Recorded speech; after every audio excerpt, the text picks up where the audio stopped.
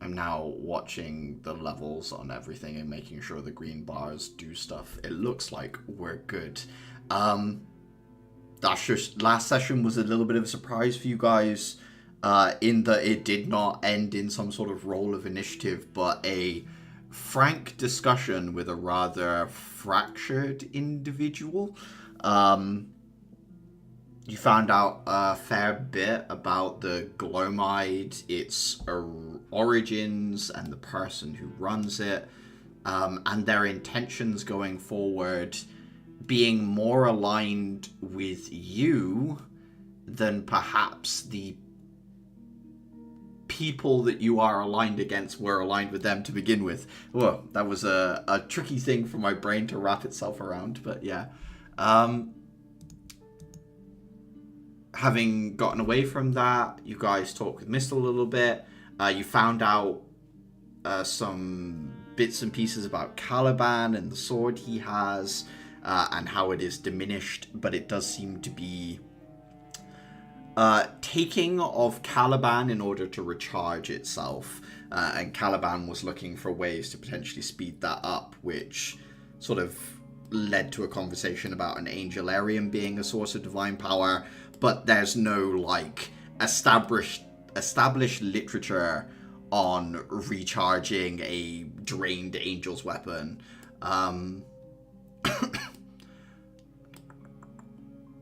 And there was some conversation around Crescent as well. But as we pick things up, it is Sunday morning, and Dafer, you being one of the first to rise, along with either Uther or Caliban, I can't remember. As you reach out for your crystal tablet, you can see you have received a message from Sir Mance, as you were expecting.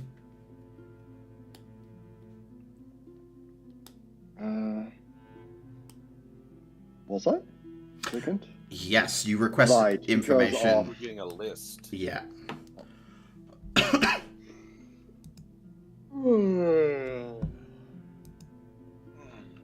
What's that? I like rub the sleep out of my eyes. Get up.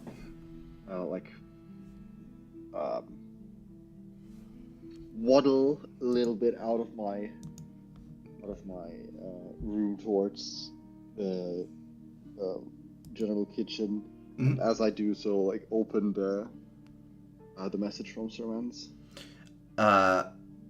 There are 3 images along with, next to the first one is a face that, with your keen mind, Dafer, you would recognize. An individual who you originally fought in a warehouse. He was there when Crescent first got away, along with your one-armed man. Next to him is not a name, but a title, the Reverend. And there's a short little note that says, perhaps the most dangerous of the 3. The Reverend was leader of a gang absorbed by the Glomide. It seems he's re-establishing the Reverend's flock somewhere in I2. There is an image of a... she looks almost like a new money sort of like corporate woman with like the hair very much tied up in a high ponytail, glasses, and sort of like a suit. The name next to that is Nala, and she's noted as being a confidence trickster and trained in close quarters combat. And then the last one is a... he almost looks a little bit like Uther to you, Dafer. So probably from Dulukop. Some of the like same features as Uther as well. But at the same time, it looks like longer hair, gray, much older. There's no name here, but it just says I have some information that a new runesmith from Dulukop has begun creating enchantments for criminals in I2 as well. This image is the only information I could get on him.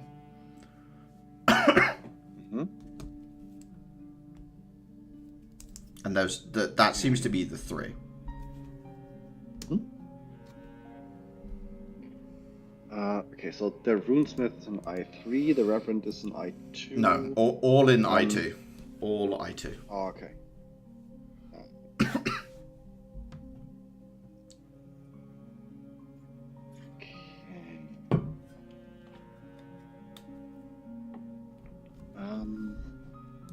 I actually need to look at a map. Is I2? I2 is your your district, yeah. So that would include the soot stacks of I2. Okay. I actually need to add a map of Empress City proper at some point. Oh, I don't think I have that yet. I think I have given a series of prototype maps because I keep revising and shifting and so doing stuff. That. So because of that. Yeah, but I2 is the district you're in. It's where East Academy is. Okay, like in that sense, knowing they are in I2 is not that much of a hint because they could still be literally anywhere. Yes. But I can at least show the photo around to see, like, have you seen her and so on. Okay. That's the super. That's the underground. No, the I2 on all the maps you've given us is it. The stacks are way on the other side of the city. Every district. This is gonna devolve into a slight history lesson, but every district had some form of industrialized area at one point until the industrial areas were put together.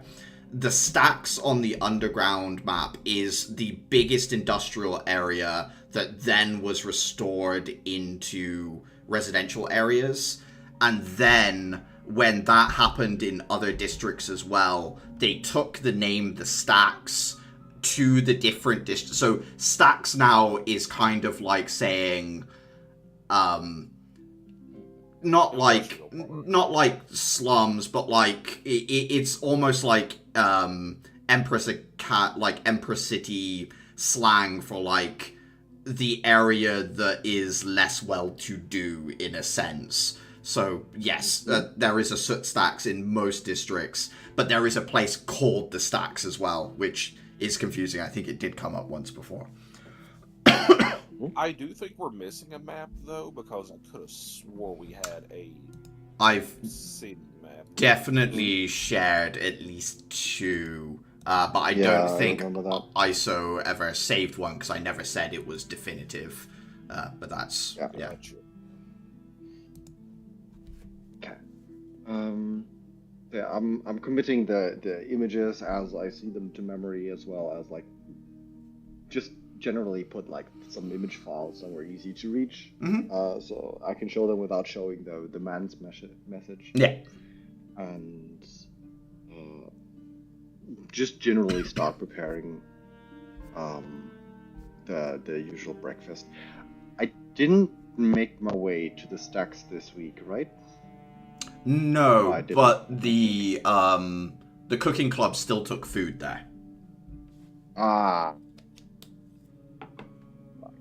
Okay, so this week is kind of covered, and I'm more free to do what I want.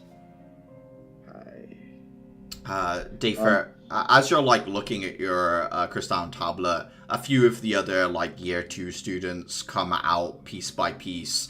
Noctis puts on a coffee. You can see he's got like bags under his eyes, and he has a very old looking book with a bunch of pieces of paper inserted into it. Other than that, you can see Luis and Verity like sat over in the corner together. And I think Seth would be up at this point as well.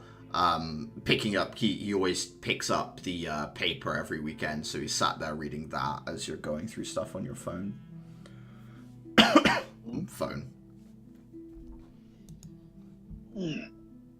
Hey Seth, anything good this week? Flicks through it, says, nothing, how do you want to put it, exciting or world-shattering. Nice change of pace. Is actually anything nice in there? Let me see. There's some pieces on our academy. Looks like some news about the joint mission got leaked, but actually the academy's receiving praise. How are they framing it? First. Yeah, Uther, as you walk in, Seth looks up and says, well, to be fair, this pushes through more EKs. It's more in line with what was being requested of the headmistress, so maybe they see her as finally stepping in line. Clearly don't know her well enough.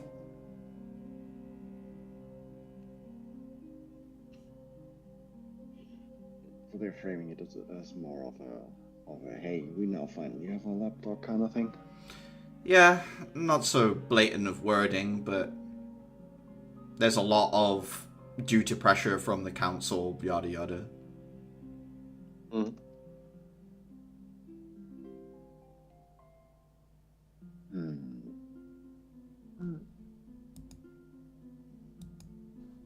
Out of curiosity, Seth, do we have anyone in your or my year that has lived in the stacks for like a decent amount of time? My sister and I. I don't think we do we? Wait, do you mean in this district, or do you mean in this district? In this district. Then he stops and shakes his head. At least not that I know of. Why? What stacks did you and your sister grow up in? The big ones. He points off, sort of like northwestish, and says, "Yeah, we were. Well, we didn't live there long. Our parents took up EK work, and we moved out of there not long after."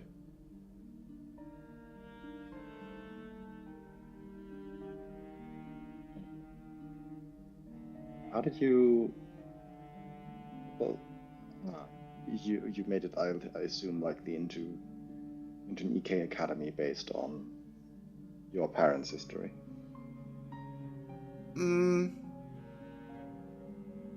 He thinks about it for a moment. Says that might have played a factor, but Sis has always been strong, and I've got the stuff I do.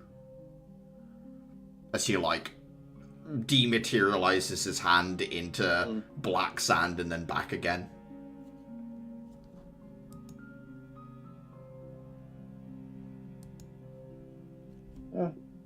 Fair shot.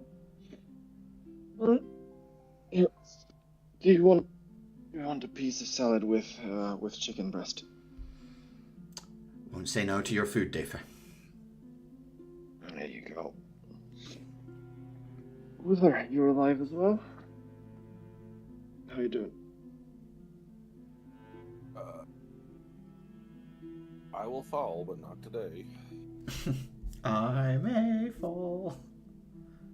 But not like this. It won't be by your hand. That's sounding mighty trustworthy. You also exhausted?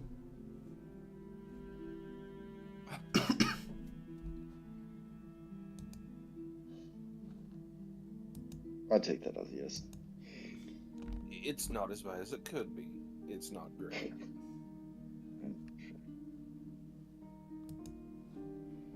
I'll sleep on the crate.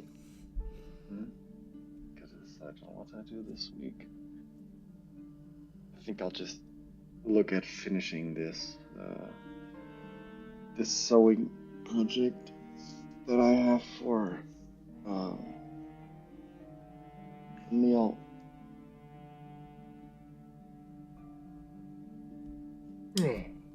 Here, your salad. Like he starts dishing out like the other portions, just like the other pieces of chicken breast start finish cooking.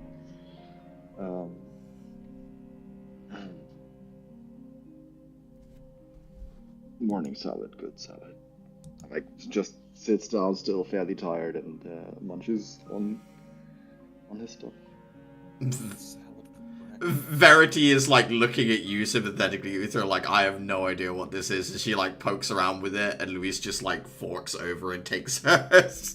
She like slides over to him like, breakfast is for milk and very sugar dense carbohydrates as far as she's concerned.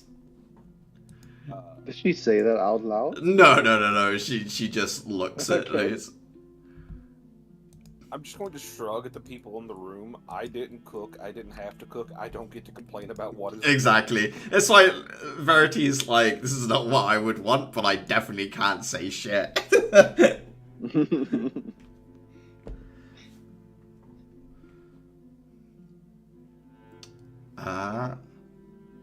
Clara. How about the rest of the party? Are you still Clara, when you come out, Noctis would hold up a book at you and say, are you still in for theatre, helping out? I agreed to, so I shouldn't say no. I have sheet music. 90% of sheet music.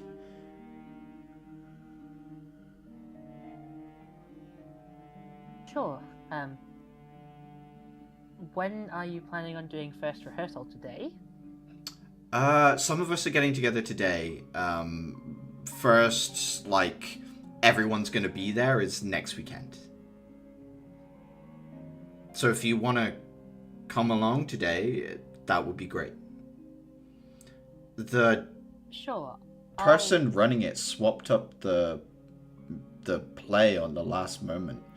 I'm reading the book now, but it's old. I've never even seen this thing before. I'm going to have a look at this sheet music. Exactly what does it say it is? Looking at it, the piece you're looking at right now, Clara, is a sort of like love ballad duet sung between an angel and a spirit who are discussing going off to war together and sort of like what they would give for the other one to come back okay. This is kind of cute. The actual musical doesn't have a single working title yet. He thumbs through some paperwork and holds out and says, we've got Nature of the Divine, Spirit of Love, and just Sacrifice. All three seem to be at the top of most of these pages.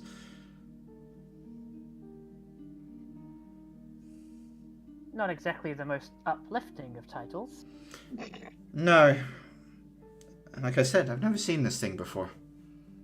The book he's holding as well looks pretty old, Clara. Who's running your theatre company? A man by the name of Wessler.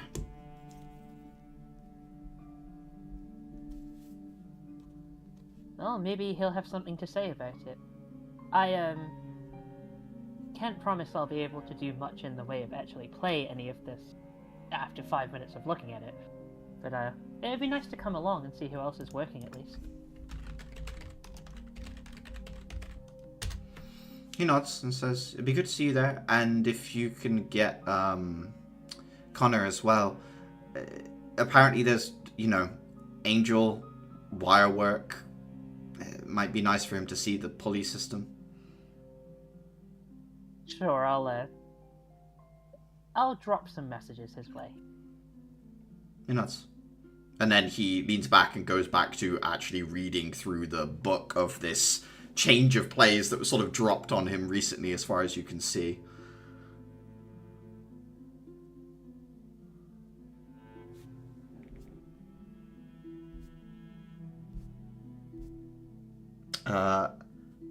As that's happening,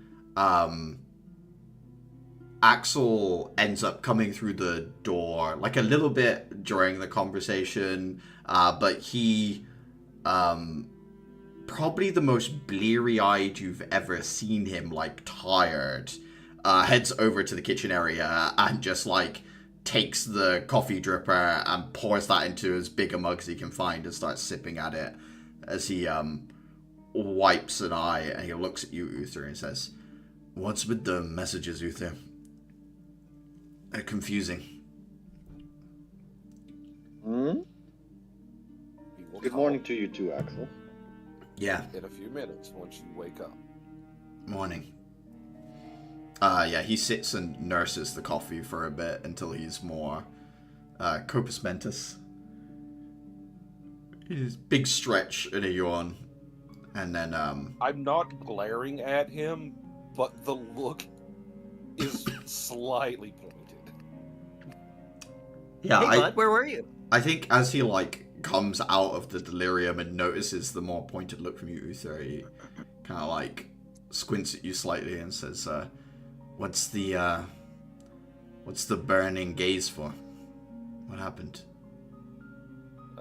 Yesterday was interesting. I don't know if anyone wants to discuss it. No offense to anyone else in here publicly, but you know, if it's you're cursed. Private, we can go somewhere private. My office is always... Yeah, kind of. It kind of is. I'm not...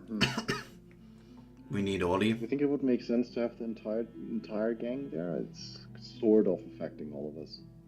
Someone should go wake Caliban then.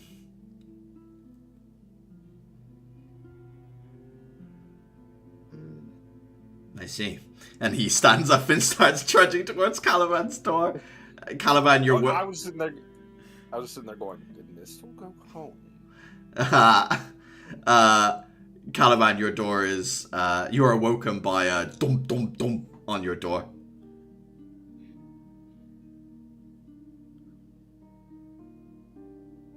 I go over to the door and I knock back. Clearly you are awake, Caliban. It is your instructor here. Would you like to come out? I make my way out. Everyone else is already up. What were you waiting for? Breakfast in bed? Oh, I'd like that. I'm sure you would have. Yeah, you would, wouldn't you? I'm sure Clara would be happy to come over and give me a knuckle sandwich. Oh yeah, I can see that. You had me in the first half. I can see it. I can vividly depict it in my mind. I'm sure you can, buddy. Come on, you all, to my office. Let's talk. And he leads you over up a set of stairs and to his... Oh, I thought Atira was up. I thought she said something. No. In which case, they would go and grab you as well, Atira. We're dragging you by the ankle all the way to the office. I almost like to imagine that as... Like it's a the coin flip. thrown over your shoulder like a sack. It's a coin flip whether or not she gets up early. But with, like, knocking at the door, I almost imagine Smile Dog manifesting, walking over and doing that thing that huskies do, in which they'll put their paws on you and just keep bouncing until you get out of bed. But eventually, she will wake up looking a bit rugged, tired, wishing she had just, 5 more hours. Atira and Axel walk out side by side with the exact same, like, under... I guess, as they both walk like out. Father, like daughter. Yeah. And it's like... I'm going to see this, and I'm just going to say, we got to check Axel's employment records. David with like a stuffed mouth as he like shovels the rest of his salad into his face. Like look at you all. Mm-hmm. You're being offered salad at here, I believe. Sure. She's had it. Shovel it into your face along the way. Picking at it. Kind of in the same boat as Verity. She's from a place that uses a lot of greens, but I don't think she's ever had them all. I think it would be like before. yogurt and fruit for breakfast where you're from, Atira, I would think. So this is probably closer than some people, as it were. You end up in Axel's office, closes the door behind him, goes to sit at his desk, which is, thanks to the quiet work of Clara, not absolutely clogged with paperwork, as is like the cleanest top of desk you've ever seen of his. And he sits down and looks over and says, so what happened yesterday? I'd like to prefix this by saying we were responsible and did everything we could. You're here and you seem unharmed, so as far as I'm concerned, it's a good start. Good news, we found the Glomide hideout. Okay. Even better news, we might have an ally going forward. It's a weird situation. He's like 1,000 men in one man. I was Is that one. metaphorical or? No. Literal. There was always a strange connection with the depraved that the gang had.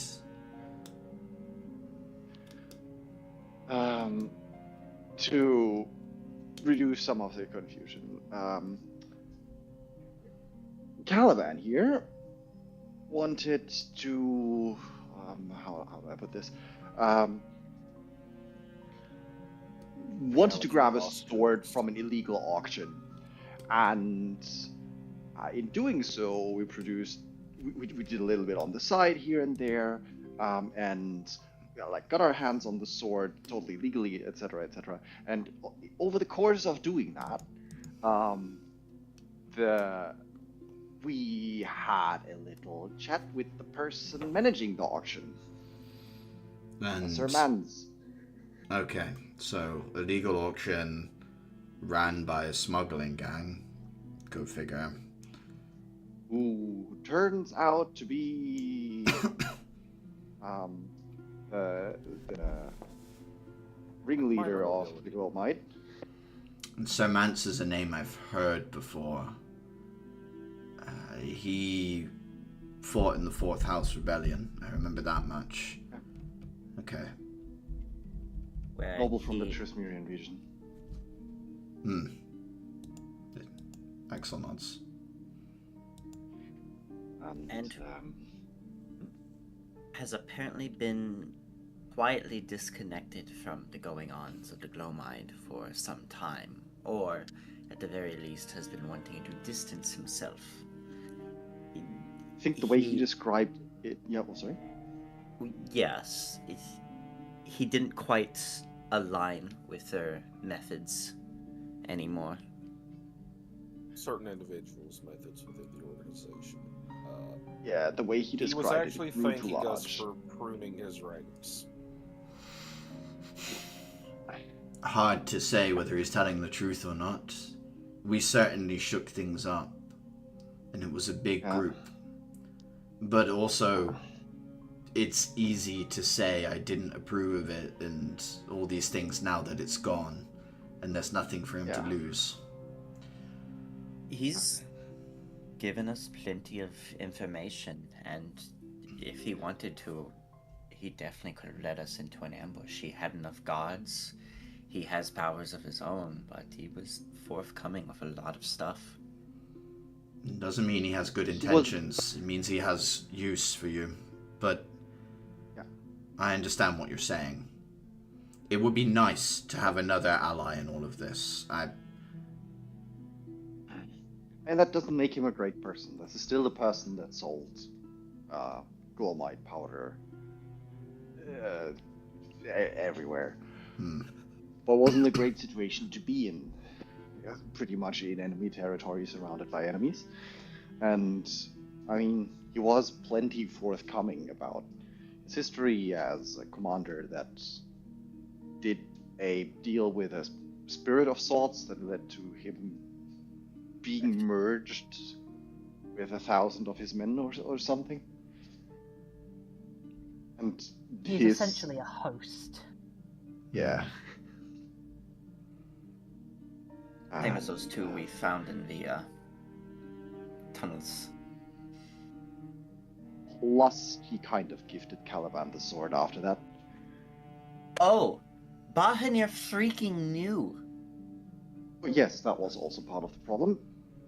We gotta do something with Bahanir. That little toad. Terminus looks at you like, what the fuck? Like his head pops out and he literally looks up at you like, what? You of all people should know better. At Hera, that seemed culturally insensitive. Terminus goes and sits on. Terminus goes and sits on. Watch your teeth. Yeah, Terminus goes and sits on Clara's shoulder.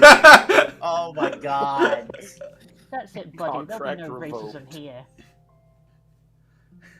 I'm just imagining Terminus conjuring a faux Fey musket and like angrily starting to load it.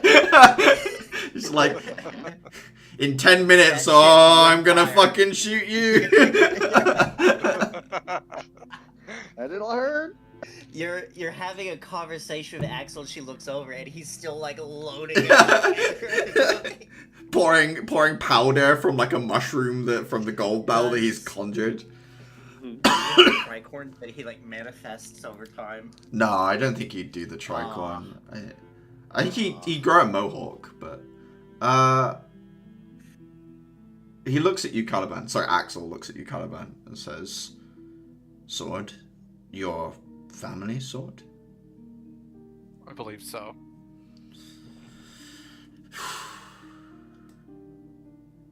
Who knows the sword's been returned to you?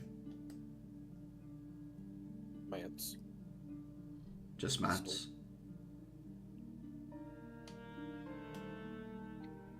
And, Strictly speaking, I believe everyone that was in the auction knows that a sword was gifted to Caliban. I'm not sure how many of them know it's the von Halleck family sword. And Mistel, she knows. Axel sits back in his chair and says, "They might not know it's the sword, but that won't stop gossip from spreading." Yeah. You've got some time, Caliban, where no one knows you have that, but that won't last forever. Yeah. Best to think about what you're going to do with it. You don't need an answer now. Just give it thought.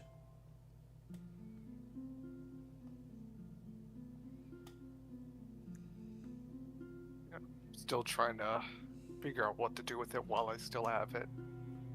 Is there anything I can do to help? Not until I do come up with something. You're nuts. Okay. You let me know and I'll do everything I can to sort what you need. Thank you. Yeah. Overall, he seemed. Well, we parted amicably so far, and there seemed to be some leftovers from the bits and pieces of his gang that we kind of blew apart. Some of which I'll take a deeper look into, since that's kind of people in the territory of people I care about. Axel looks at you, Dayfur, and says, Shouldn't be too much problem, even for an EK in training. But if things get difficult, I trust you'll at least tell one of your teammates, or have someone, at least tell someone where you're going. So if you disappear, we know where to look.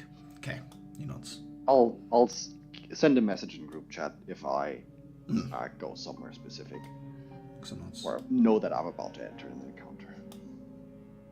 Anyone got anything more for me regarding either the meeting or things they need? Some of the people Mance was working with screwed him over, which is part of why he was hoping to make contact. Okay. Is this something you think I should be passing on to the headmistress, who runs the Glomide, and that they might be amicable? I would say yes. But when I asked him, he specifically said he was wary of making contact, would be willing to work with us. Same thing for the paladins, though. So, depending on where our stance of them is at the current, it might be better to make contact first before he turns around to them. Yeah, he seems easily swayed by whoever he deals with first. Okay. I mean, his stance was a fairly obvious one. He is not a fan of the paladins because he can't make money when the city is burning down. I see what you're saying. Either way, it sounds like the headmistress has business with this individual, even if it turns out to be just a conversation. Okay. Proud of you all for getting in and out of there, and while it may not have been intentional, good work in a sense for what you've done. I thought it was going a much different direction when the pieces were starting to click. That's why I read your first few messages, and I instinctively grabbed my weapon, and I just went down a little bit, and the next message was, "Never mind, we're okay." So it was a little suspicious, to be honest. I was like, that seems sudden. Someone may have gotten hold of your tablet, but...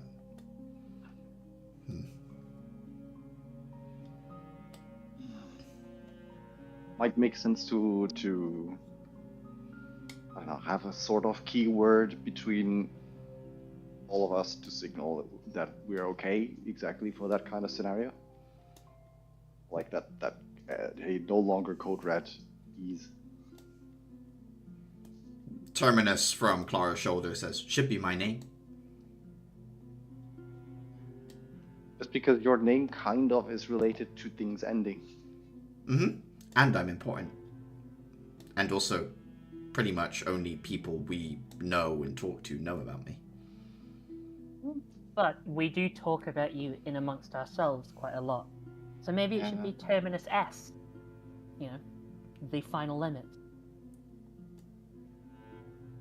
Terminus thinks about it for a while. Did you just say Terminus ass? S. Sometimes I forget that the rest of you don't speak, well, academic languages. Go on. Please, I'm please, sorry, Clara. I've never been to school. You're in a school Well, now. Yeah, that's why I forget. Before. Because you're all Putting his hands competent, up in front of just his... not like that. Huh? No, please, Clara, do go on how we do or don't speak. Well, the point was made, anyway. If you don't like it, you can disagree. Terminus thinks for a while and says, "I'm okay with you adding an extra little bit onto there. That's fine."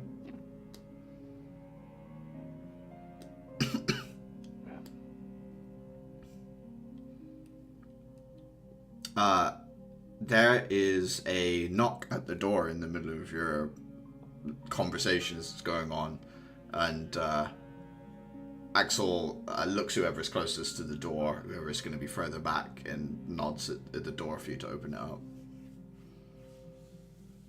Me. I will open it slowly. Atira, you open it, and it is Andrus.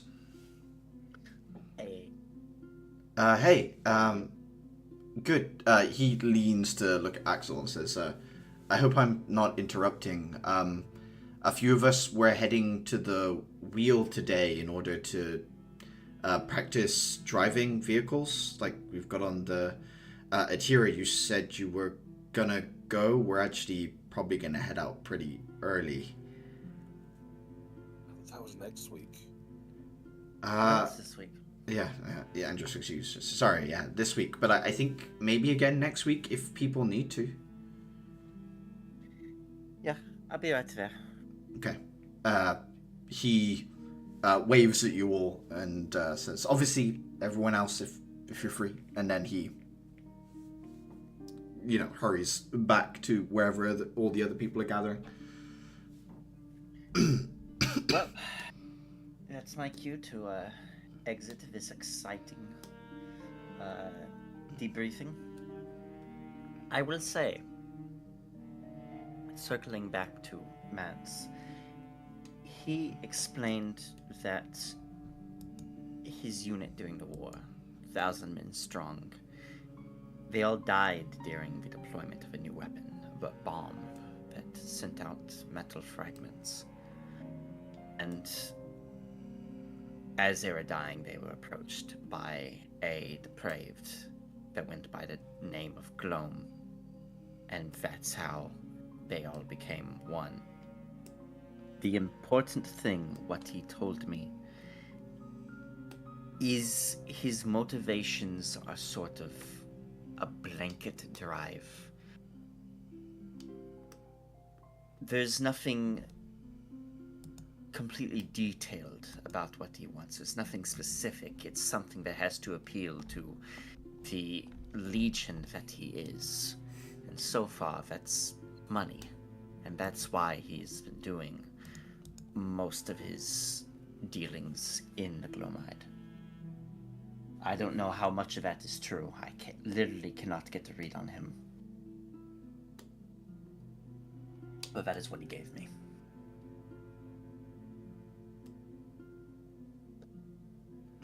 You see Axel think, and then he he just says, sorry, I'm losing my voice. Give me 1 second. Your nightlife is killing you.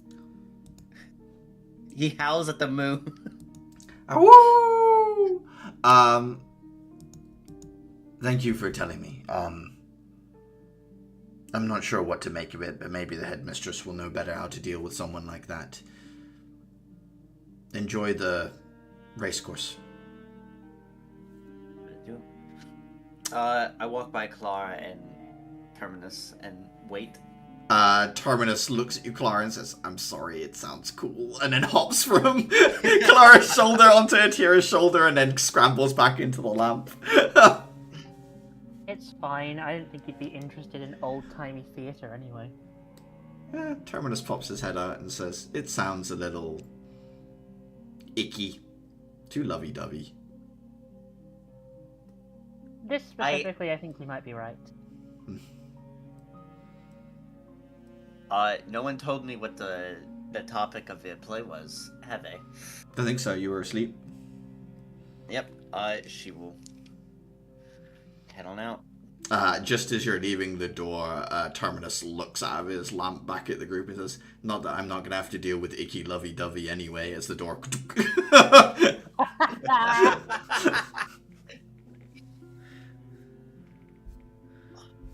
You know what he reminds me of?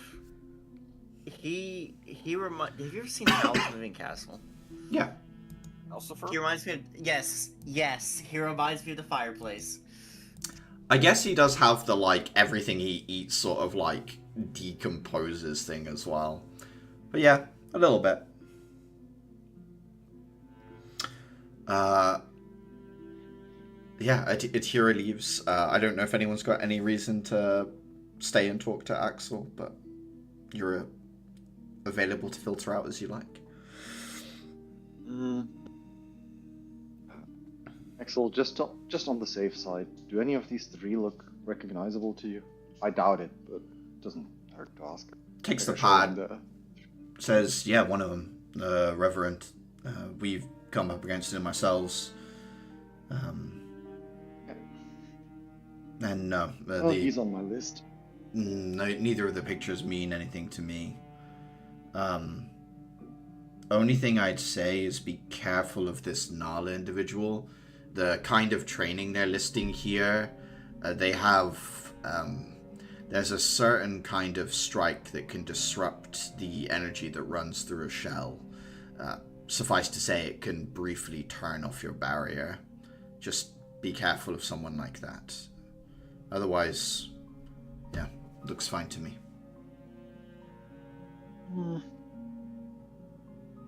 Check. I mean, I think I should be fine. Even without the shell, I should be able to take a decent amount of punishment. But thanks. It helps with that being more careful.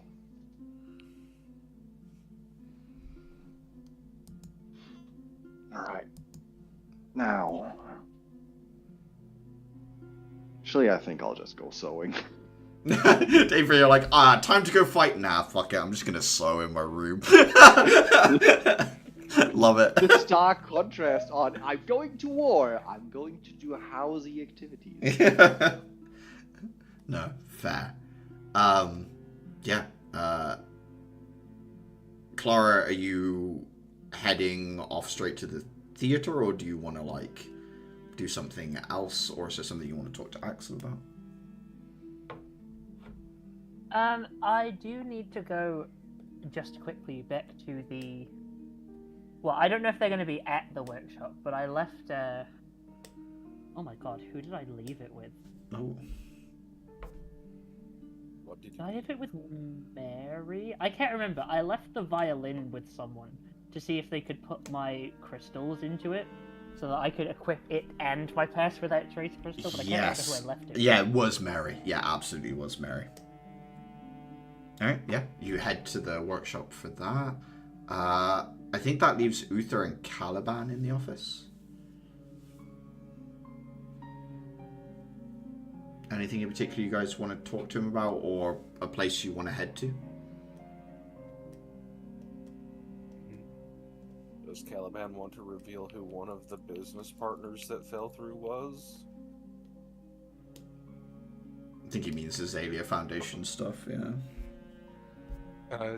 Yeah, sure. I'll break the news to Axel.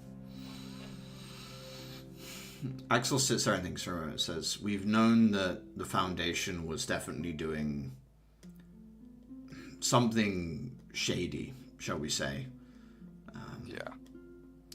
But now it sounds like we know they're double dealing with your family, pretending to be friendly, but actually using your dad, it would seem to me."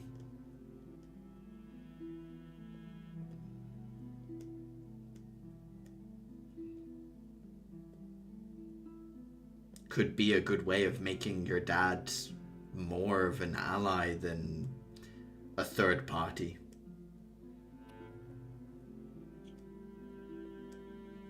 Could be, but I don't have all the details just yet. I want to figure things out before I come to a decision.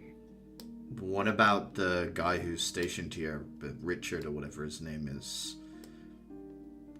Any chance you think he might know more if you press him? He seems a bit...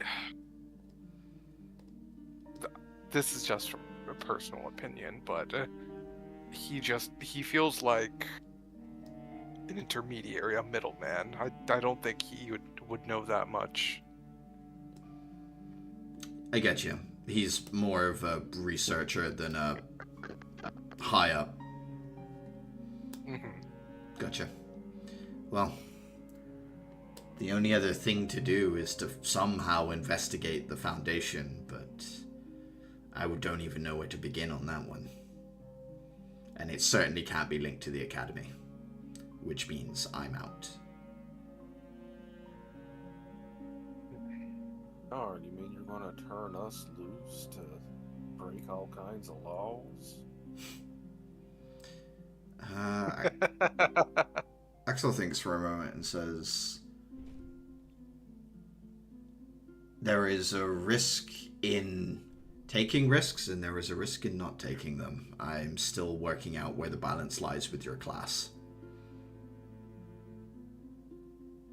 Well, as stated in my previous messages, we are cursed. I'm just waiting for it to come to us at this point. I don't think you're cursed. I think that your group is talented and surprisingly well connected. And I think the city is going through change. Did it have to change while we're here? Couldn't have done that before or after. I'll be honest, I can't say that my times were less exciting, Uther. So maybe it's just always this way.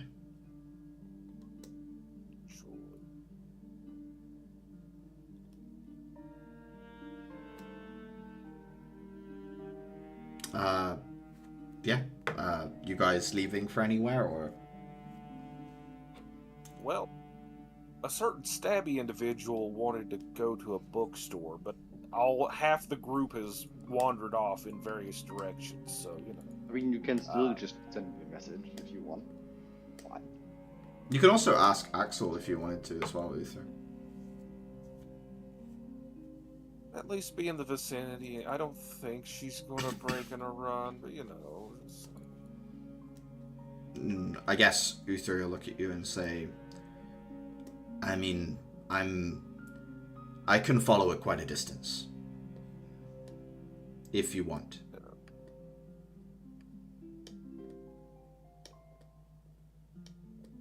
I'm torn. Because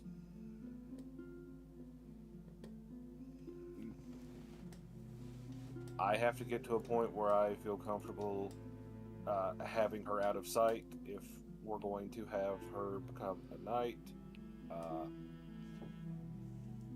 I just don't know what she's going to do at any given moment, so, you know.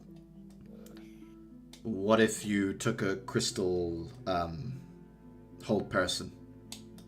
Just in case.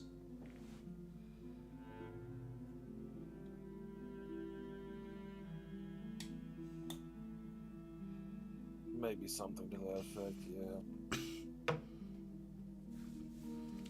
I don't think she'll have run. An idea of where she's going to go if she does? I don't think she'll run. I don't think she feels like she has anywhere else to go. That's my take on the situation.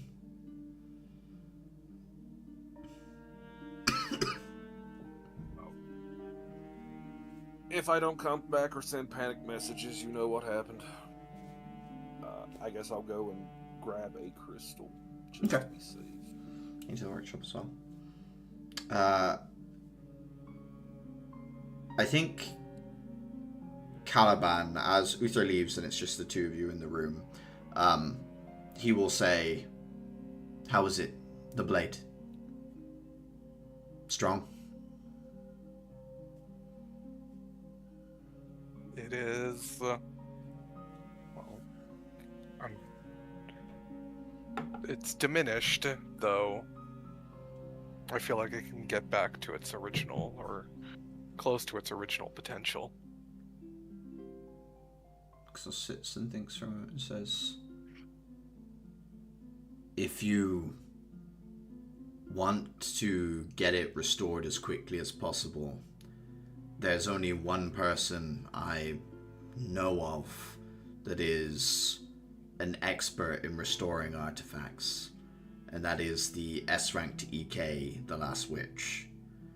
I don't have any personal dealings with her, but my old mentor Grimm probably does. We might be able to reach out through him. If you want to get this done quick, I can't think of a better way of doing it. But I can't. If you can. I can't guarantee that she'll even talk to us." Well, it's worth a shot, and if nothing happens, then, well, all it is a matter of time, not a matter of when, not if. Ixel thinks and says, Grimm's being kept in the city in order to do defensive work for the borders, so he should be around. I've been meaning to find a reason to send him a message. This helps me as well. And he pulls out his tablet and starts tapping away. Just haven't found a reason to speak with him, or? Things between him and I left off in a difficult way. It's just complicated. Understandable. That's good work, Caliban. Your family's been looking for that sword for decades. Now it's in your hands. You should be proud. Thank you, though. While it is in my hands, it's not quite there yet. Well, you are still in training. Of course. Let's consider the sword also in training as well. This is a nice way of looking at things. I like to think I was part of the happier generation. Maybe going forward you will be again. Happiest so far.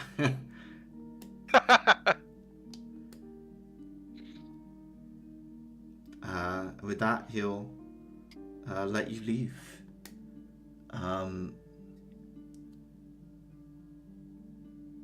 Clara, heading to the workshop. Mary is in there, Sunday. The fiddle, is it a fiddle? It is. I can't remember if it's. Violin. It's a violin, yeah, Which, that's to right. be fair, the difference between a violin and a fiddle is almost entirely in just what you're playing on it. Yeah, I think it's just what you're playing. I sort of like, yeah, my brain was like, I feel like they're the same thing. She has it next to her. You can see that Christhelm has been inlaid in a band around the, like, midpoint of the violin going around the outside.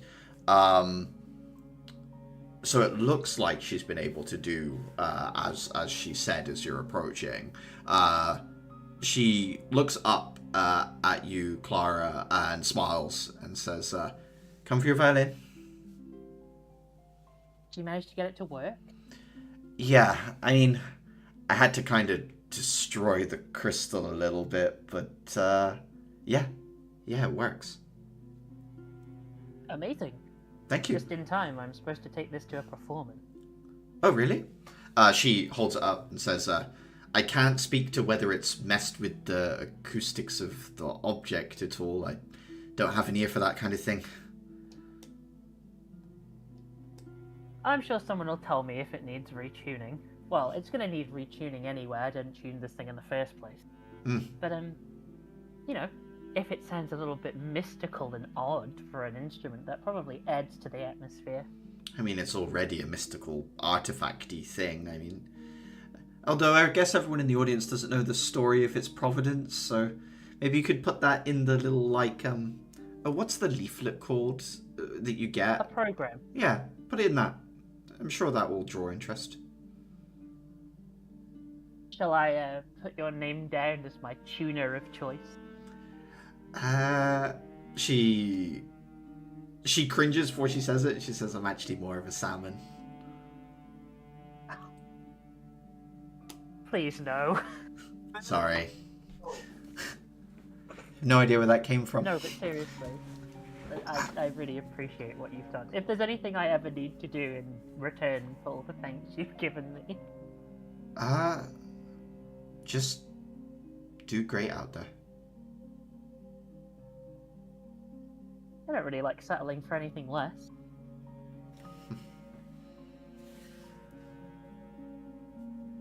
Yeah, you see her get lost in thought for a moment and says, yeah, I got into this because, yeah, I wanted to help people do the best they can. That's all it is. At least for me. Well, I, for one, think you're doing an amazing job. Thank you. I am ahead of my years, as they say. I would love to say true, but it's technically not true for me yet, so I'll hold fire until we see what happens with this magical extra mission. Oh yeah, I mean, if it blows up, then you can totally come and blame me. No, I meant if it works and then we're in the same year. We could go to graduation together. That's true. That would be cool. And then maybe cool. I can keep working on your stuff even into your career. I'd love that. I'd love that. Very nice. Do you know where you'll go once you graduate? A lot of EKs position themselves in one place. I wonder if you'd head home. I don't even know what I'll be allowed to position myself with when I graduate. I'm still a ward of the city, technically. Who's going to stop you? You've got a violin that casts Pass Without Trace. That's true, I guess. I've always been good at sneaking out, but I guess mystical EK on the run from her employers does have a kind of cool story-esque ring to it. I think so. Although I think it would give me Maybe anxiety attacks. I'm doomed to life as a cryptid, what can I say? Pets and their owners. Legends say she stalks through the trees. Occasionally you'll see a flash of bright red hair and 3 snarling maws. And slime. And slime! Always slime. Destroying the ecosystem by introducing slimes to the north.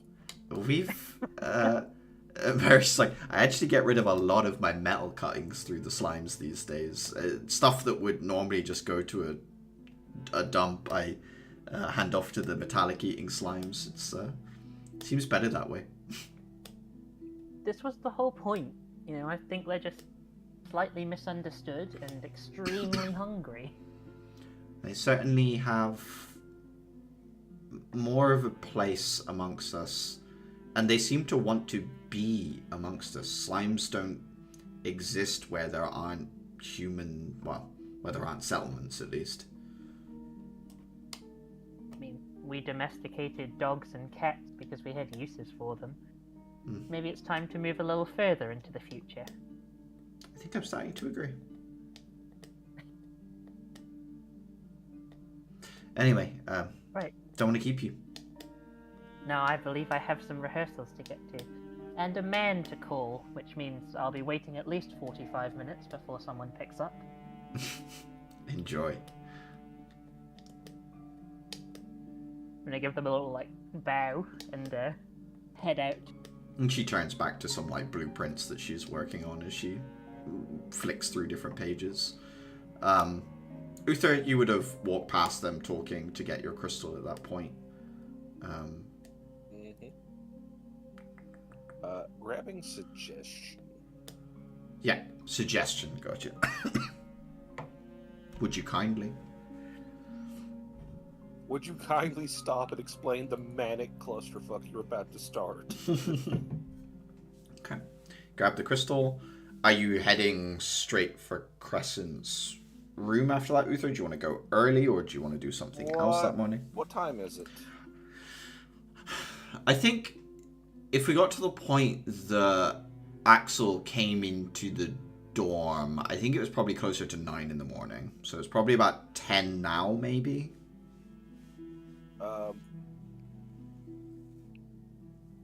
I would actually like to get started on a project. Yeah. First, Where are you going? a little later. Technically, arts and crafts room, I think. Okay. Yeah. I want to make a bunch of the clay plates that we were using for shields at one time. Yeah. Are you recreating something you've already made, like those clay shield plates, or is this something new? Same principle, modified. Okay. What are you trying to do? Basically making little attach points where you can interlock them together and just use them to make prefab walls kind of deals. Okay. Yeah. Give me an Arcana check with advantage, Uther, if this is how you're spending your sort of morning.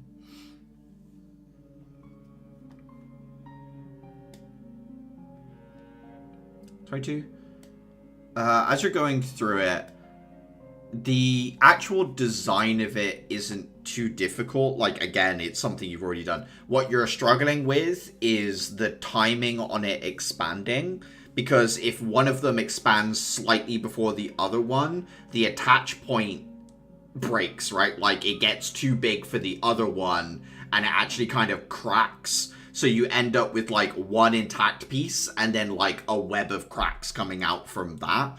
On a 22 Arcana, you sort of, like, figure out what the problem is and begin working your way through, like, some way of, once you put some energy into it, syncing the amount of them up. And you need it to work for, like, N amount of plates, because you don't know how many you're going to intersect, depending on how big you want one of these walls to be. So it's a difficult problem to solve, Uther, but from your initial roll, it's like something you definitely can solve.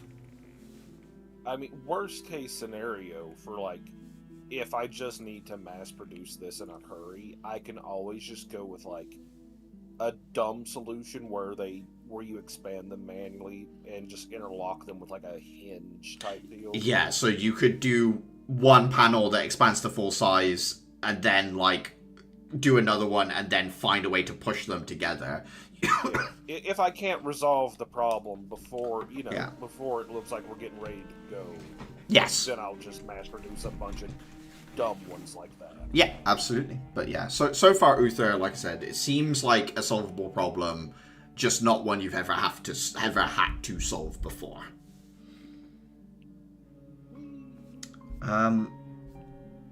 Caliban. Heading back towards the dorm after speaking with Axel?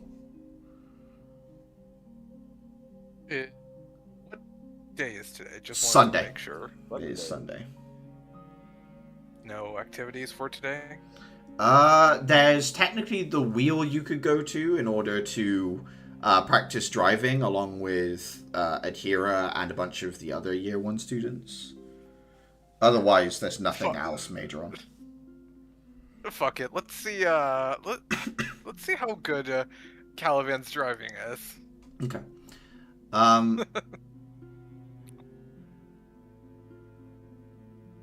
Mistel isn't going, but she will catch you as she was heading to the dorm. Walks up to you and says, like more pulled away from everyone briefly. She says, "Hey,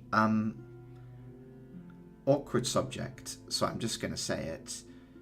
You got the sword, right? So your fake engagement to Clara, what's going on with that?"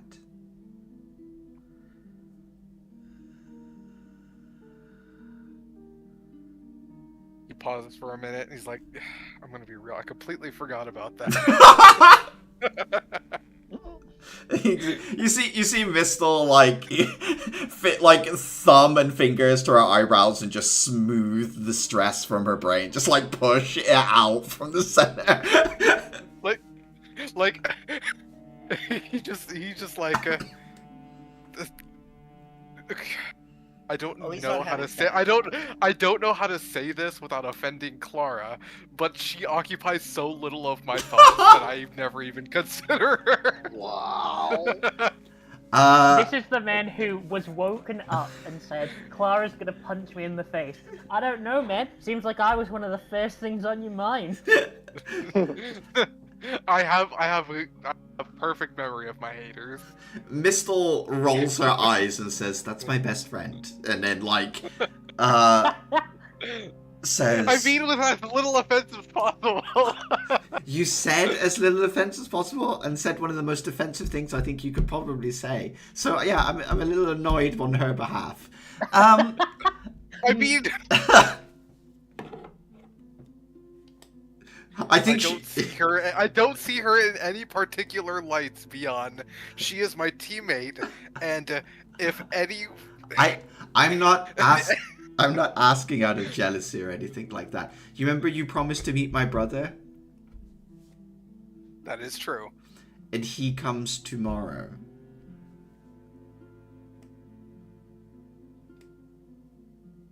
Damn, they're gonna have to I have. pull out in this wedding.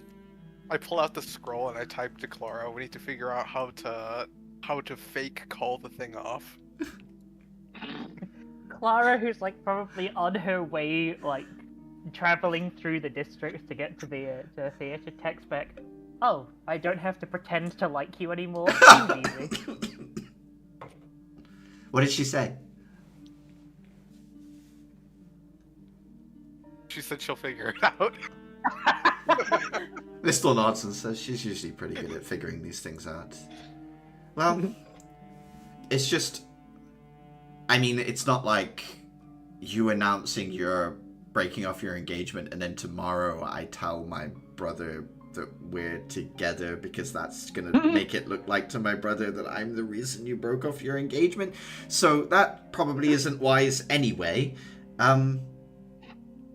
But yeah, I mean, it would just be nice. It would not be a good look. It would not be a good look. And my parents are... You know, you deal with similar stuff. Boy, do I. Okay. You have fun driving. I'm going to go bury my nose in a million different books.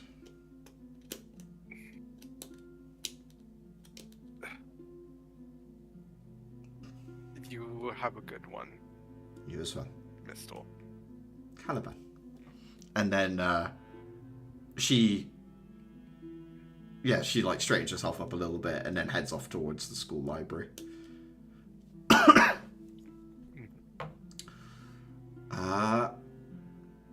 Adhira, you find yourself in a cluster of individuals. It is Kyle's uncle that has the racetrack that he's taking you to. So he's the one that's sort of organizing this thing. Quite a few of the first years are there. Andrus is there. Casper is there. I think Sigrid would be there as well, if I remember correctly. Not Mistle. I think that's it, though. Yeah. And then Caliban would arrive just as you guys are sort of heading out. Andrus looks over his shoulder at you, Caliban, and says, decided to join us? Indeed. Be interesting to see which one of us is a better driver. I want to try one of those bikes. Kyle looks at you and says, I like the bikes best as well. They do have buggies there. Have you ever been to the wheel? No, I haven't. We've walked by here once or twice, but I've never been inside. What do I see? You guys haven't left yet, but I will describe it to you when you get there, Adhira. Okay. You guys take a train that connects to the station Old Terminal, because there's only one line that goes to the wheel, and it comes out of Old Terminal, it goes to the wheel, and then it comes back to Old Terminal. There's like no mid-ground stops on it whatsoever. It heads to the very edge of the city, goes underground for a tiny bit, and then it comes back up into a marquee field generator that is technically separate from the city. There's like a mile not covered in marquee dome that separates it from the main city. And Carl would say, originally it was built as a test site for some of the more dangerous stuff that various companies were working on. But eventually it was found out that they were doing stuff that was not only dangerous, but, shall we say, illegal. So it all got shut down, and this space ended up being mostly condemned laboratories that all got knocked down, and well, now it's been turned into a place where people can come and have some fun. The train pulls up, and as you get out, the station you're in is clear glass with steel work that lets you see out. There is a huge water feature, like a huge fountain that is in the center of this district that has these absolutely huge spouts of water that is in the shape of a ship's wheel, like a captain's like ship's wheel that you'd use to move an old-timey sail vessel. There are casinos here, there are resorts here, there are roller coasters and things like that. It's kind of like an amusement park, but with like a bunch of people owning all the various things that are here. There's like stalls for food being wheeled around, and it is somewhat filled with people at here. It's not absolutely jam-packed, and it looks like there's a member card or like a pretty hefty fee to get into the area, and it's Kyle who has a series of these guest cards that he hands to someone, and they escort you to the racetrack. They make sure you don't go anywhere else, basically. Andrus looks at you here and says, "Security's tight for a, I don't know what this is, holiday place." And how is it again that Kyle can get us in here no problem? Are you asking Carl or are you asking him? Andrus. Andrus is, his uncle owns the track, apparently. That's what he said. Okay, so doing mental math in my head, based off currency, looking at this track, how rich is that? Yeah, here, you would say very rich. It's a level of rich that terrifies. I don't think you would say Caliban's family is definitely wealthier. This is like new money, but rich. Yeah. It's also startling to see up close in person the actual fruits of their investments and labor. You guys are led through an archway that has like a staff door, and that is opened up, and Kyle's uncle sort of comes bursting out. Big handlebar mustache on an immense, like, descendant individual. Like, very much adapted to the local dress and culture, but very much, like, looks like a first generation having come here from Laments, you would say, Atira. From the accent and from everything else he has, he's like arrived here, but done pretty well here and integrated pretty well. But he hugs Carl, looks at you all and says, "You are here to use the track, yes?" Yes, we have vehicles that we have been asked to try out before our mission. His eye scan and a light on Caliban. Looks at you and says, "My nephew did not tell me we would have a Von Halik." Surprise. He gives you a polite bow and says, "Still, you are all equally as honored guests. Please, come in." Leads you inside, and it's almost like a hippodrome inside, like big, long, there are stands around the outside, all of which at present seem to be empty. and there are a series of vehicles, from more motorbike-looking things to what I would call like dune buggies. They're like cages with no actual plating in the way, so it's just like the wheel, the pedals, the engine is exposed and everything like that. It's like a wireframe vehicle, basically. And his uncle looks at Carl and says, the cameras are off, no security, have fun. And he wanders off into the structure, leaving you guys alone with everything.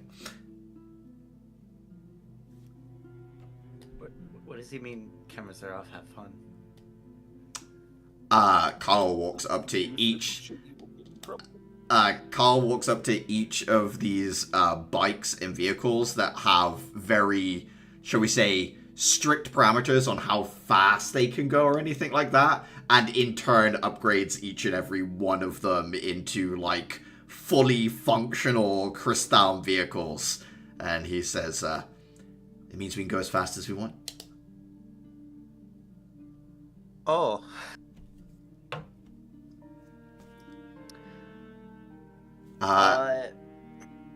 He looks at you, Tyrion, and says, you ever used one of these? No, never. Most I've ridden was a train and a gecko back home. I imagine it's going to be a little different to a gecko, but probably most like that for you. Want me to show you how? Please? Cool. He will guide you through it step by step. Adhira, give me intelligence check with advantage. 10. You do a decent job of picking up what each of the bits and pieces do. There isn't a lot of, like, you don't have a lot of intuitive experience to go on with it. Carl looks at you and says, do you want me to ride with you the first time you go? That way, if anything goes wrong, I'm there on the bike with you? Insight check. Yeah. Is there anything in particular you're trying to insight? Is this him trying to make a move? And here you get the feeling he's flirting with you.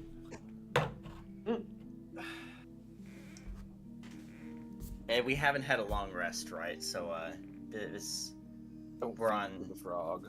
We're on Sunday, right? You are on Sunday. Sure, a long rest hasn't gone through. I was gonna use enhanced ability. I think technically you guys get your stuff back Sunday morning. So, yeah, I would say you do have everything available to you.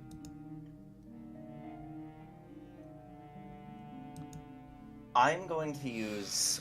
She's going to pull out a crystal, the enhance ability, and she is going to tap it once and activate one of its features. I'm going to give myself the intelligence boost. Mm-hmm. Give me another intelligence check with advantage.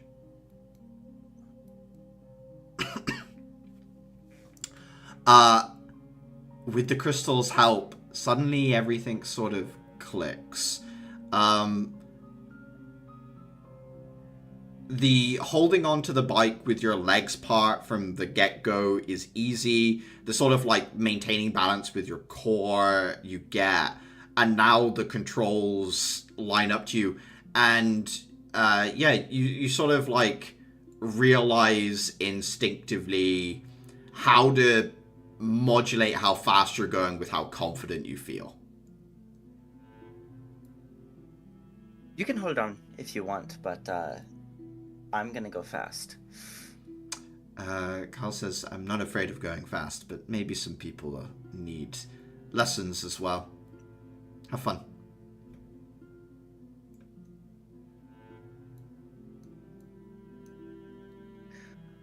Alright. Give me this bad boy. Give me an acrobatic check with advantage, because the rest of this is balance. Nice. Adhira, you tear off, and there is a degree of... You run around the battlefield with a certain amount of speed and recklessness that riding this bike makes you feel. And there's like a pounding in your chest as there's the... Time slows down for you the same way it does in a fight. And you realize that being on this bike might be the closest thing you feel to the unleashing of a shell and the speed you get in combat. And it feels... weirdly like, you know, kind of like home, in a sense, as you're going around this track. He is going to lose herself in the sensation, so to speak, doing several laps around this wheel. She isn't going to push herself to dangerous levels. She's still going fast, probably faster than the others are going, but... like you said, it's hitting that feeling that is almost uncanny, that she will drink in and drown herself in. As you are zooming around the track, Carl will walk up to two more bikes where Caliban and Andrus are, and looks at you, Caliban, and says, assume you've ridden a horse. Very recently. Cool. He will explain to you, like, the things on the bike in the way that, like, controlling the reins and how you tilt your body on a horse would be, that gives you somewhat more of a, should we say, an advantage in learning this, Caliban. Give me an intelligence check, but you can add your proficiency modifier onto the intelligence check.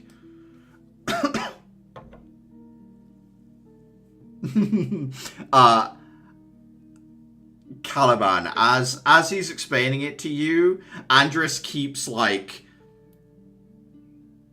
pulling, like, revving the engine to, like, go over the top of what's being explained to you, and, like, looking over at you and being like, I think it's kind of instinctive, Caliban. I think we should just go and see whether we can do this. You know, just try it together.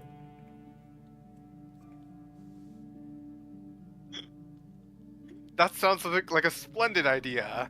Not me not knowing a single thing. Roll me a straight d20, Caliban, and I will do the same for Andrus. Who dies first?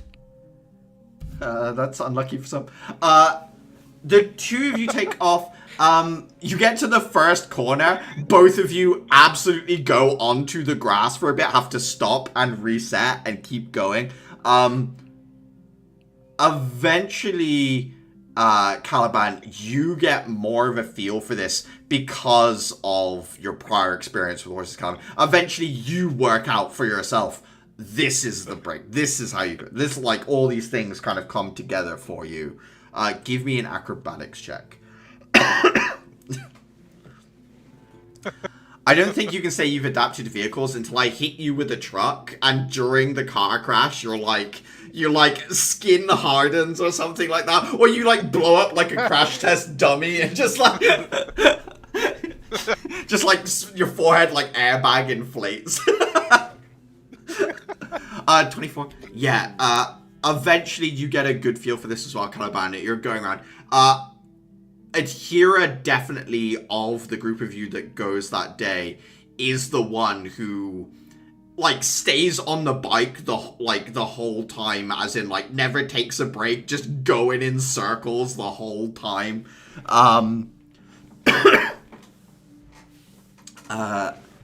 Carl, as well, obviously has quite a bit of experience with this. Both Casper and oh god, my brain just blanked on her name.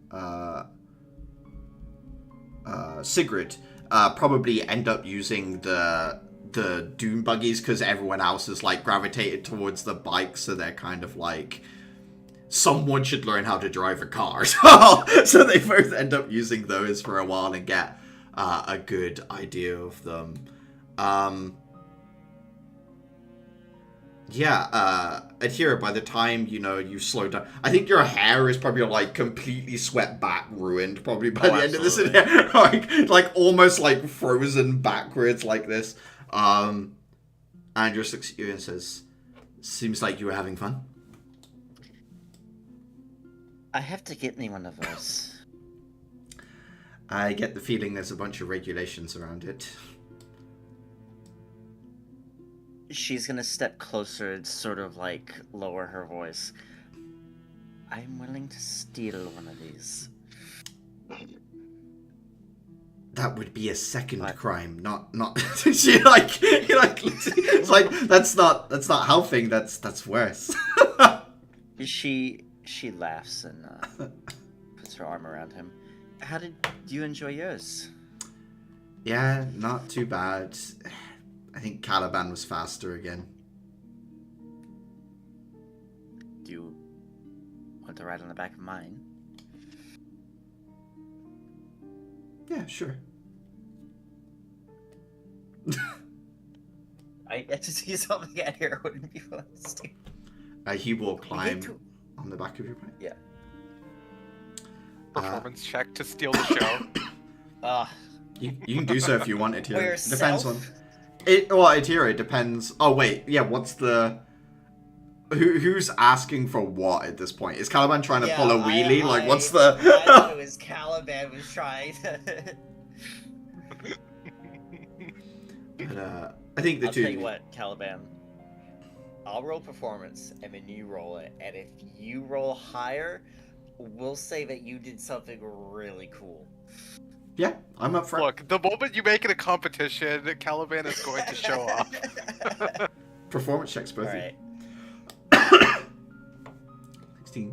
6. Oh fuck. No. I think Caliban pulls up, and there's a moment Andrus thinks the funniest thing I could do right now is get on the back of Caliban's bike, but in the end he chooses to get on the back of Adhira's bike as he drive off. If Caliban had rolled higher, he would have got on the back of Caliban's bike. I would have accepted that. I would have been like, that's what the dice say the story is. Oh no, we're getting Adhira's Fujoshi arc. Clara, having gotten in contact with Connor, told him about the sort of like initial I don't know what to call it, get together, I guess, since it's not technically everyone on deck. Yeah, he would obviously have agreed.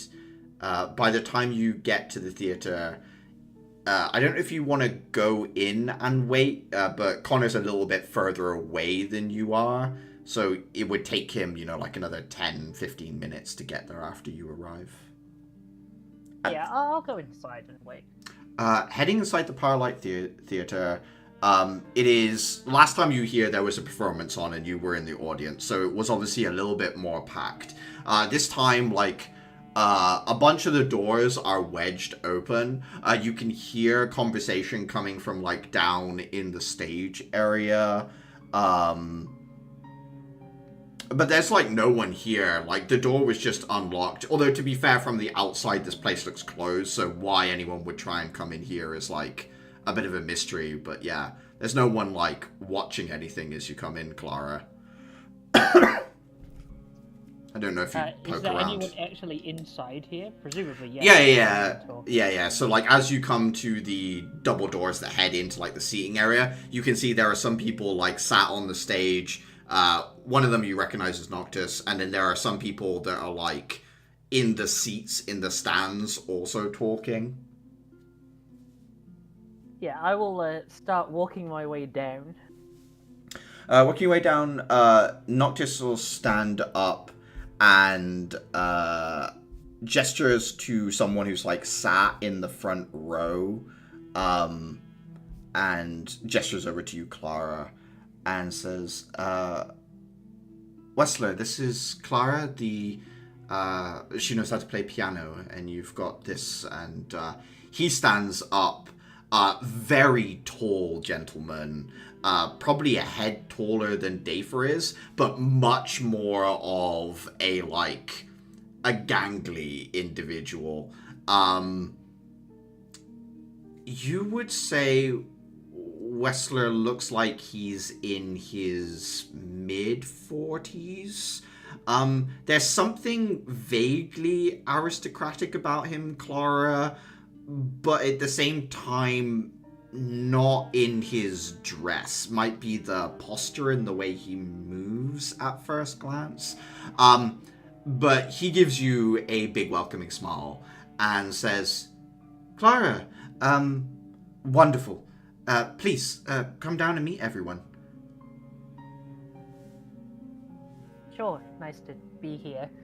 And I'll wander fully down the aisle. Yeah, he gestures for a seat like a couple over from him. Next to him is someone with like a big stack of what might be scripts and other things like that. Could be a writer or maybe just the script like supervisor or something like that. There are a few people here that look like they might be actors and actresses as well. Wester would look at you and say, would you like to inspect the instrument? It's we have a pit here, although it's covered right now.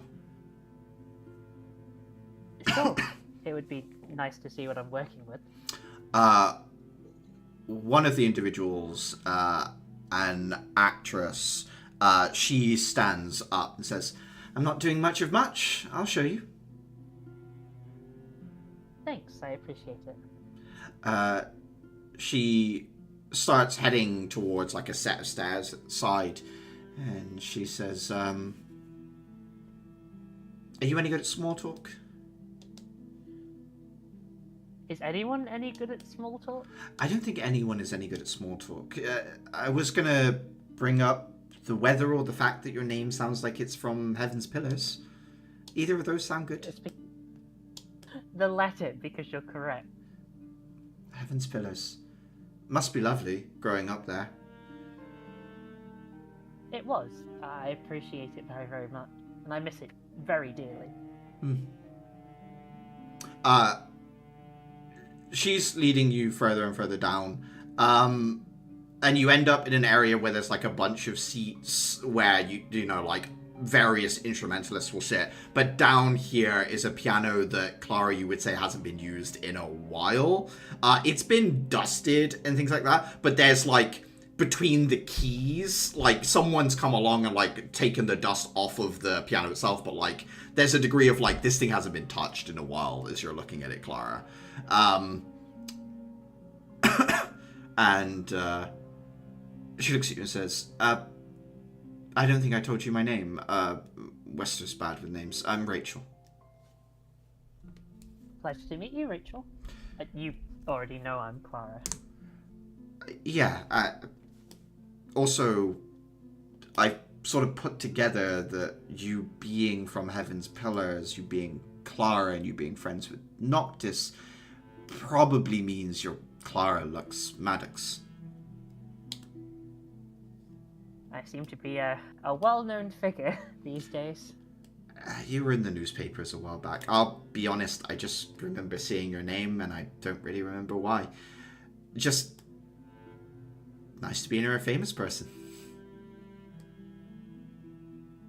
I'm not sure if famous is exactly the word, but Not infamous, are you? take the compliment. What part are you playing, Rachel? I take it you're an actress, not a musician. I'm playing the part of an angel, although I've not been told what my role name is. I'm supposed to be in love with some spirit, I believe. I heard the play was changed rather at the last minute. I got given new sheet music this morning. Rather so. Apparently our dear playmaster was in a bookshop reading through old books, came across the story, became infatuated, and feverishly wrote up what we have. It's always good when inspiration strikes. I just hope we're all able to adapt and make it come to fruition. Rachel looks up at the like ceiling of the pit that's like, you know, like somewhat insulated and says, it is nice when inspiration hits, and it's also a little destabilizing. I have already recited many a line that will be of no use. That is the unfortunate part. I'm lucky that I didn't actually spend time learning the music of old. I get to start afresh. You hear muffled from above you, Clara, Anox's voice, and says, and this is Connor, friend of Clara's, and will be helping with some of the backstage work. You hear Connor's voice from up above saying, happy to be here. Is Clara... And you hear Noxus say, she's in the pit. Connor says, cool. Guess I'll take a seat. And yeah, you hear the sound of him like going through introductions up above. And Rachel raises an eyebrow and says, Connor, friend of yours? Former bodyguard turned star-questioning lover. I wouldn't say star-crossed. Maybe you should be the lead actress. Sounds like you've got lived experience. Not of anything like angels and spit. Oh, no, that's not true at all, is it? She, like, her head tilts so far as you say that. No, I don't mean actually angels. Just, angel-esque. Is this some way of saying your love is divine? What are you telling me? Not mine. A dear friend. A dear friend of yours is part angel? Like the EK who's S-ranked, he's part angel, right? Or something to do with angels, I don't know. I'm not officially sure how it exactly works. You'd have to ask him himself. Although, to be fair, I suppose if you asked the man in question, he would have told you he was born divine even before we knew. Sounds full of himself. He is. For good reason, though. I like the sound of him. Anyway, she looks over at the piano and says, I have no idea if this thing still works. We didn't use it in the last piece. It looks like it hasn't been used for a while. Did they close the pit at some point? Yeah, we ended up having some people playing on stage for the last few shows, but for whatever reason, Westar said that he wants the pit used for this one. Clara's gonna tentatively press down her finger on a key. Give me, because you're proficient in instruments, do you have like a musical instrument tool check that you can roll? I can make one, or I have proficiency in performance. That will probably do as well. Go for it. 18. Clara, it's out of tune, but it isn't like striking any dud notes as you like press along the keys, so it's something you can fix as far as you can hear. It's workable. It needs a little tuning, but I suppose I'll have plenty of time between now and, well, next week when everyone actually gathers. I'll just have to ask the Playmaster when we're allowed to be in here. You hear a yell through the thing up there as you're like pressing the keys, like, music to my ears, good work, good work. He's easily impressed, isn't he? I think he's probably just glad that it makes noise. I'm also glad that it makes noise. I wouldn't have liked to restring this entire thing. I see you brought a case with you. You play violin as well? It has other purposes, but... Well, there's no secret, I suppose, now that my birthright is out in the open. Noble girls tend to be expected to do many such a thing. Play piano, play violin, sing in harmony, do ballroom dancing. I won't say I was always a massive fan of such prescribed tutoring, but it has come in useful. She leans in close to you and says, "Do not tell Wessler you can do all those things, because you will end up doing all of those things." And then she looks at the stairs and says, "I'm gonna go up and introduce myself to Connor." I'll come and say hi. I also need to meet whoever else is starring in this new masterpiece to be. Heading up, Rachel introduces herself to Connor. Connor looks at you and looks at her and smiles and says, "Yes, nice to meet you." Wessler says, "Her life is going to be in your hands. You'll be holding her aloft while she sings her pieces." Connor looks at her, looks at the place and says, "Yeah, I can do that." He's a man of many talents. He pats a seat next to you. Next to him. There we go. Yeah, Clara's gonna flop down in it. The piano works. I don't know if you heard it. It sounded a little off kilter, but are we impressed that it works? I think we're all glad that it works. It means I only need to retune it rather than restring it. He looks at the instrument you have with you and says, "I know you play, but I've never seen that box before." A recent acquisition. We'll put it that way. He holds out his hands to look at it. She's gonna pop open the latches on the case and slide it over. Be careful. I know your strength might be somewhat beyond what you're used to. I'll be as delicate as I am with you. He takes it out. Looks at it and says, "Crystal as well. What does it do? Boost the noise?" Quite the opposite, actually. I realized at some point that I was taking the same crystals on all of my missions, so I decided to have this enchanted with one of the ones that I take everywhere. It can play, it can make my noise quieter, it can mend things. Quite a robust usage. He looks at it and says, "More than just an instrument. Where'd you pick it up? Or is this a gift from Father?" No, most certainly not.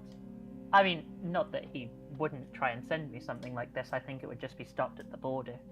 We got it on a mission from, I'm gonna call it a vault. He looks at you and says, "I'm somewhat jealous of your away missions. I yet to have left the city since I got here. Seems like there's much more of a focus on drills and, well, you know."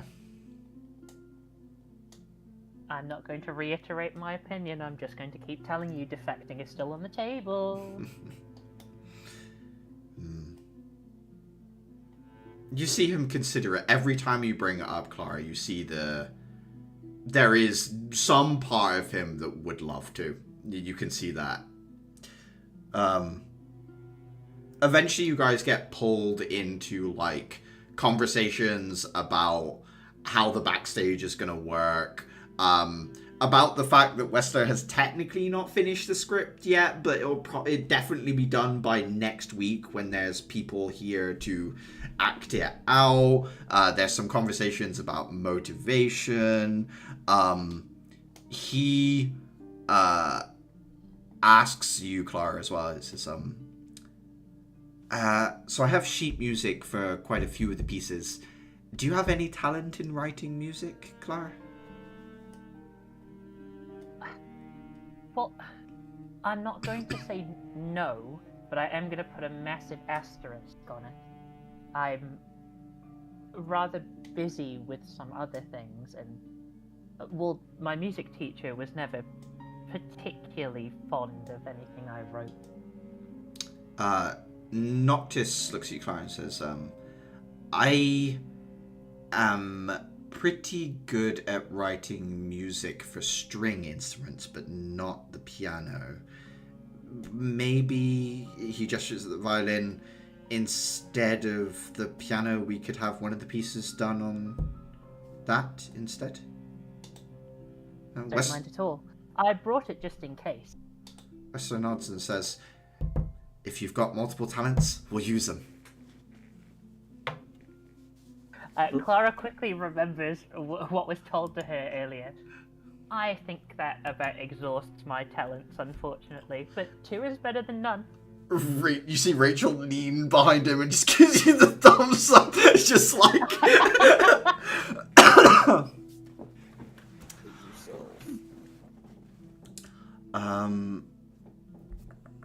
While you are still there,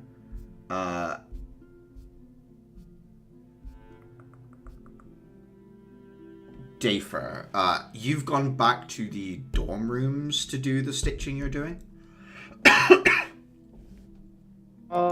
Yeah, I think I'd just hang out there and be like a socially available commodity. Yeah, while you're in there, Seth is the only one still there. Everyone else has gone out and seems to be doing something. So it's the 2 of you in there at present. He looks at you and says, I heard my sister is your emergency button for your mission should anything go wrong. She is? Oh.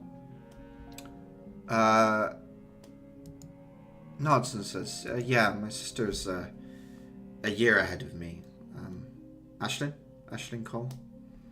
And Yeah, I think I've seen her before. I just wanted to let you know you probably couldn't be in better hands. I mean, there's Akira, but honestly, I think for your style, my sister's probably better. Is she very much a person of preparation? Yeah, you could say that. She's always thinking about everything and everyone. I mean, makes sense. You do have to kind of plan and view and prepare missions holistically. It doesn't, like, a mission isn't just a single battle, it's kind of the entire thing. I agree with you. Delphin was always a much more take it as it comes kind of person. I mean, no plan survives contact with the enemy, but the more options you have when your plan falls apart, the better you can ad-lib.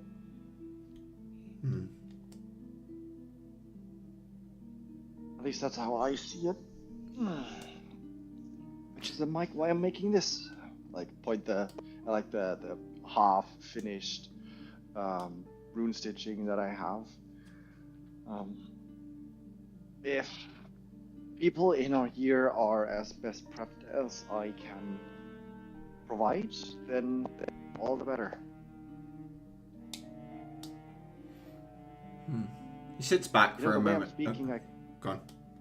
You know, the way I'm speaking, I could have just as well been an engineering student, now that I think about it. I see you guys hanging out there a lot. I mostly just drop off my shell for the occasional change. I don't use much in the way of gear. I probably rely way too much on what I can do. I mean, the fact that you rely on what you can do means there's less of a chance of you getting separated from that. I mean, sure, there are ability suppressants and such, but it's more likely I lose my gear than you lose an arm. Into a scenario for that.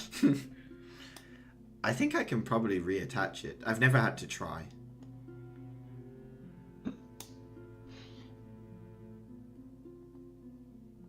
I mean, I was about to say it makes sense to figure that stuff out ahead of time before you take the risk, but it also isn't worth actually losing an arm if things go south. So, I don't know. Might be worth figuring out the extent of that by, I don't know, like, I'm sure you can, like, kind of like one layer of like a fingertip or something, and see if you can reattach just the skin, not an actual piece of finger. He laughs and says, I could try it out, but I'm I'm pretty confident that it would work. I'm pretty confident I could probably reattach my head if I was quick enough. I don't know. I don't like confidence. I like knowing. He looks at you and says, you know, me sat here like this person isn't the no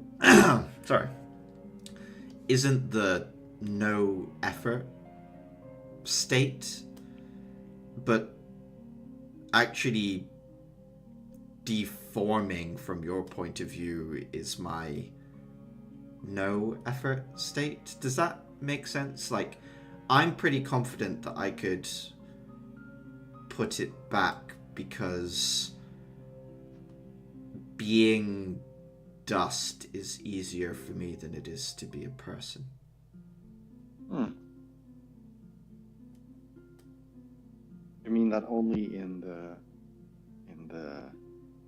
physical sense, or are we drifting into a philosophical discussion?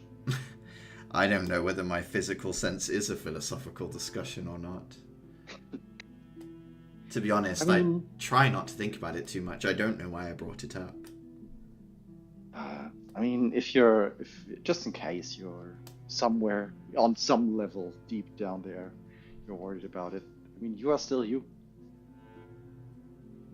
You're still the person talking to me.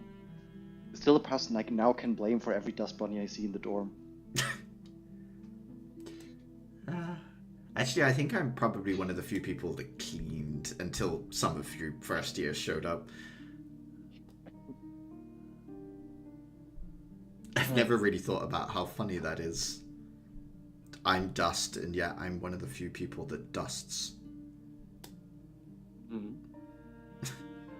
And I mean, all of these things just mean that you being able to transform parts of yourself doesn't really change fundamentally what you do. One thing, it changes an aspect of you, but doesn't change what we all interact with. It doesn't change that we all like you for who you are. I know. Okay. I think a lot of people just assume, rightly so, that being a person is the default. Does that make sense? Yeah. No, I can see that. I mean, in that sense, everyone has their own assumptions on default. It's true. Out of curiosity, if being dust is a more comfortable default state to you, so is being in this, like, if you're alone and just want to relax, do you just dust yourself at some point? It's not that it's more comfortable. It takes less effort. I feel much more comfortable as I am, but it does take some level of concentration. I don't know how to describe it other than, you know, when you move your arm, there's a level of thinking about it but not really thinking about it, is what I've been told it's like. You just sort of move. For me, there's much more intentionality behind it, but that's become so second nature that I'm close to probably what you feel at this point. There is more thought. It amounts to the same. You use the same mechanisms, but it amounts to more of a thought effort that happens automatically.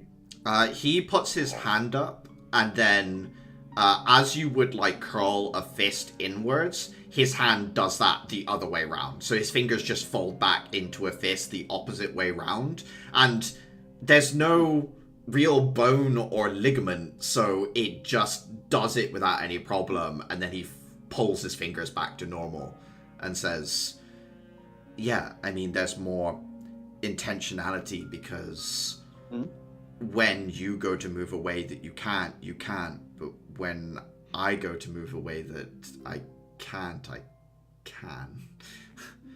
Mm-hmm. Out of curiosity, how much can you solidify that? As in how Because you could give dense? the shape, if you can shape whatever that like your dust form, like how strong can you shape that? I can make myself denser, but I would get smaller. Does that make sense? Like I can half my size but double my density. I can also asking because reform my hands into blades. I can filter myself through a keyhole. All sorts of things, really. I was mostly thinking that hands into blade stuff because with your body the way it is, you can pull off some really wicked fighting moves, stuff that nobody expects. Can really give you the upper hand. My most successful trick, as it were, that I've found so far, is to uncondense myself into a storm and recondense my hands anywhere within that storm at any point and attack from any angle anywhere within the field that is me. That's the best way I can describe it, and also what has worked for me in one-on-one combats and so on and so forth. I mean, that sounds like a pretty sick finishing move, but like when somebody, I think it's most effective when you really don't have another choice, because if somebody already knows your abilities, because if they don't, then you can just give them a nasty surprise of suddenly your blades are like a centimeter longer than they expected. Nick them when they thought they had cleanly barely dodged them, and that kind of stuff. I think you're thinking in centimeters of combat, whereas I guess I think in square meters. I don't know how to put that. Yeah. Delphin always handled the more delicate fights, as it were. He has a reaction speed on him that I've never seen on anyone else. I used to find it frustrating because he would never take anything seriously, he would never pay any attention to anything going on, he'd never prepare, but he would get out of it every single time.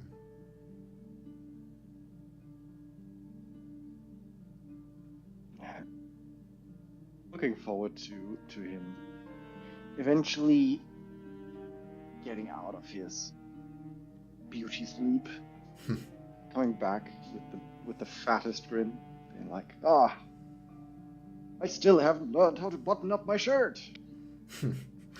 It's so true. It's me. Me too. I'm looking forward to him being back.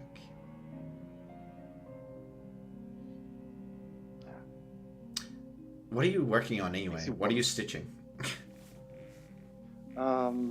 This is for a friend of ours from our rival / semi-dating team. I mean, with Adira dating Empress. One of theirs asked for runes for some way of casting quicker, and I figured the rune combination out decently well. And I mean, you can stitch this onto clothing. You just need to have a stable base that doesn't lose its shape. But you're essentially stitching an area of runes so densely on top of each other that the actual work itself, or the actual difficulty itself, is not figuring out the runes, but how do you actually space things, and then how do you actually execute that. So, craftsmanship of it all is a bit. He looks at you and says, you definitely get along with my sister. I'm pointing at my fingers, which likely have a few pointy pricks in them Or wait, or shell is always active, right? I think that you can consciously drop it, which if you were doing deft handwork stuff, you probably would, because it would have some resistance to it. So yeah. In that case, I show like my hand having a fair amount of finger pricks because like while I'm doing okay, it's not like I'm actually skilled at dexterous handiwork. I'm like doing at the limits. I'm working on at the limits of what I can actually do. So, yeah. He looks at the finger wounds with like some level of curiosity and says, "Just a sign you're growing, I guess." Sure about growing, more like I'm getting closer to the finish line at least. He kind of shakes his head like column A, column B. Is there anything else? Do you want to hear some of the finest tea about our fellow Mortis students? I would love to gossip with you endlessly while we're here alone, yes. As he looks at you. As that sort of like peters out. Okay.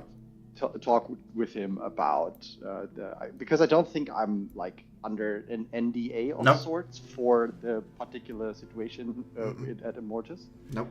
With their students being unable to use Ambar. Mm-hmm. I think I'm under an NDA for like the details of the drone work. Which yes. Fine, but I like the entire their souls are crystal or something.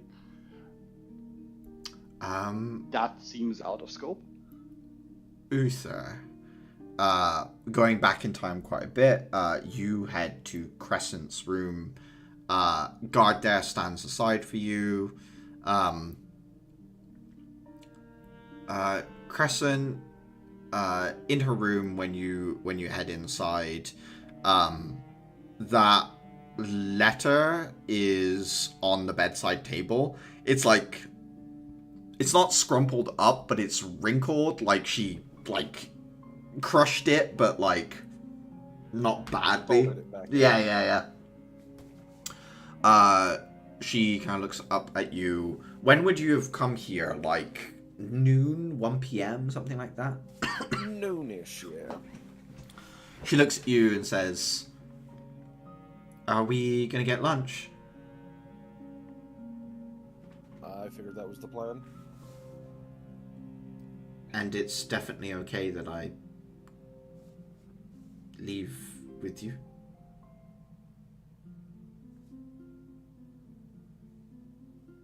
No one's told me otherwise, so...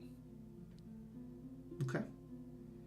I didn't ask too many people, mind you, but you know... She stands up, she looks around, and she looks at you and says, I guess I don't need anything. Alright, let's go. Okay. Did you have a place in mind, or do you want to just go where I go to look at books? She comes through the like threshold with you. She's been out on the campus, so she like there's like a degree of trepidation as she steps outside, and the guard, you know, gives her like looks at her. She looks at the guard. It's not like they're evil eyeing each other, but there's like a weirdness between the two of them, because obviously he's the person that keeps her inside and she's the tiny person that stabs a lot of people. But she looks at you and says, we can stay in I2 if you've got somewhere good to look for a book. She thinks Fiction or non-fiction, out of curiosity? I was hoping for some like magazines or comics, but maybe something to read that's a little bigger, just in case I burn through everything. It might be nice.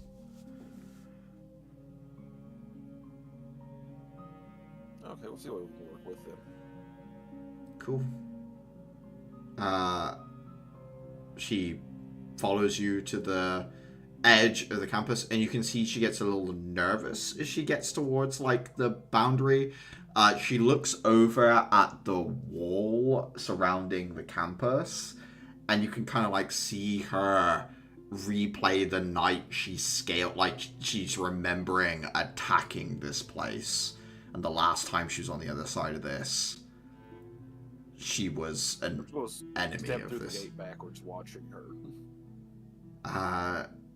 You stepping backwards, she looks at you and kind of like locks eyes with you and pays attention to you as she steps across the threshold. Like someone who's afraid of heights walking across a glass floor by looking at the person in front of them and not thinking about they're about to step out on glass. And she sort of like, when nothing really bad happens, you see her sigh in relief, and then she sort of like bounds a little easier towards you and then says, so where does a nerd like you get books anyway?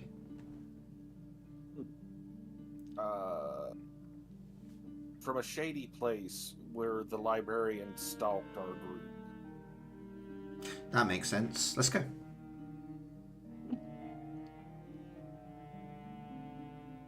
Heading to the witch's nook. Yeah. Heading there, Vera's at the desk along with a few other people. Vera sees you walk in, looks at you and says, family? New recruit. She's staying around till the semester starts. Kristen kind of wanders up and says, do you guys do food? Vera nods and says, cafe, yeah, coffee, food, whatever you fancy. And Crescent kind of like bounds off to look at what is on offer when she looks at Uther and says, she's a little young, isn't she?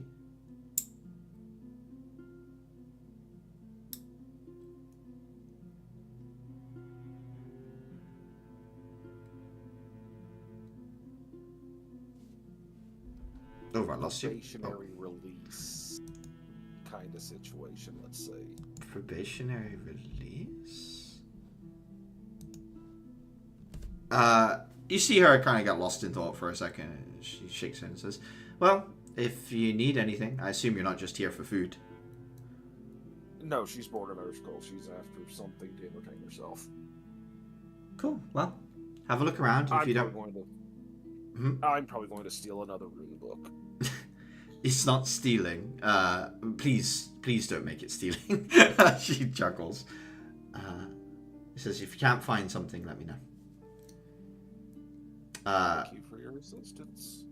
Heading over, Crescent points out, like, a pastry, a sandwich, like, a savory pastry. Like, she's like, I want that one, that one, that one. And a milk. Have they not been feeding you? Of course they've been feeding me, but it's like cafeteria food.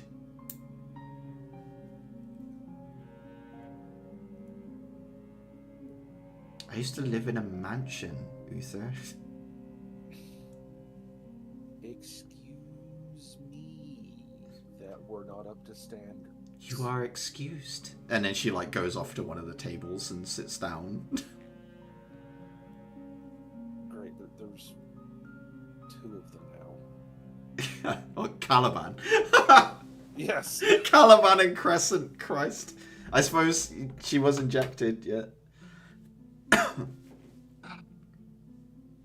Yeah. How long until you get an exact copy? Oh god. Crescent von Halig. Bringing over like a Can't cake. be worse than Bahin here. A cake to Sterling. very true, very true. She just kills people. She's not a slime ball. Bringing over a cake and like all the pastries and stuff she wanted. She like happily takes her time devouring them. She eats it all, but it's like one bite at a time, chewing properly. You get like all of a sudden you can see her sat at like a really long dining table, like, and Sir Mance being like, chew 10 times before you swallow, and like, yeah, there's like parts of her that you notice now that you were just never looking for. When she's Uther. not being feral, you Yeah. see the nobility. Yeah, exactly. So she gets through that, and she looks at you and says, "This place is actually kind of nice." It is. I just wish Vera hadn't been so damn shady to start with. Oh yeah, because you're totally normal and not at all shady. Correct. Blocked. I am a delight. Well, I certainly took an interest in you, but I don't think that's a good mark against you, Uther. She sips her milk through a straw.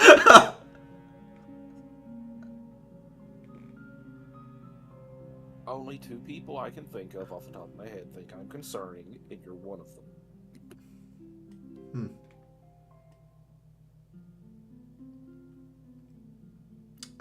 Sometimes you catch her looking her. That's a concern. She tilts her head at you, Uther, and says, "The insightful member of your group thinks you're concerning." She scares the shit out of me. I don't know why she's worried about me.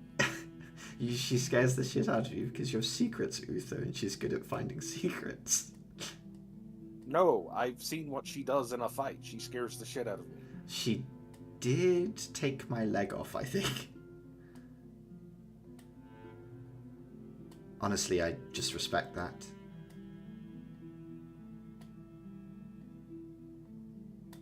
What is it with you and your sword, by the way? Why is it so big and you're so... She gestures at you. The previous owner was really tall, and I assume that being really tall runs in that side of the family. My father is of average height, and I take after him.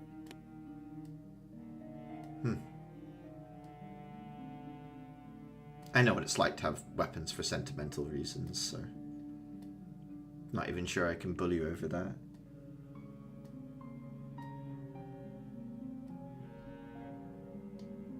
When we get a little closer to whatever we end up doing, and I just kind of gesture, we'll talk about the knife. She thinks for a moment and I don't have says, it. "I don't think I want it back. I love it. But if I'm serious about doing something different, I think I want to change as much as possible. Just as many things as I can. It doesn't all have to stay changed. It's just... If I'm going to try something new, I may as well try everything new, right?" What do you think you'd use instead of a knife? Oh, I still want knives. I just don't think I should probably have the same knife. Okay, that checks out. It just fits so perfectly in the hand. I don't know why anyone would use anything else. Different tools for different situations. Plus, you have to get real close with a knife. Let's go look for books.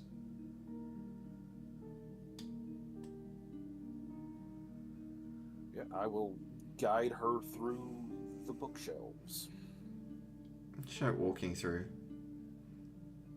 What is it you're here for? Or like, what do you look for when you're here? I do a lot of rune working, so that, various reference materials. I think the last time I was here, I was looking into a fort on the border. She starts looking around. Says, "It sounds dry. Then again... Sure. What kind of book on runes would you suggest for someone who's never really read a book on runes?"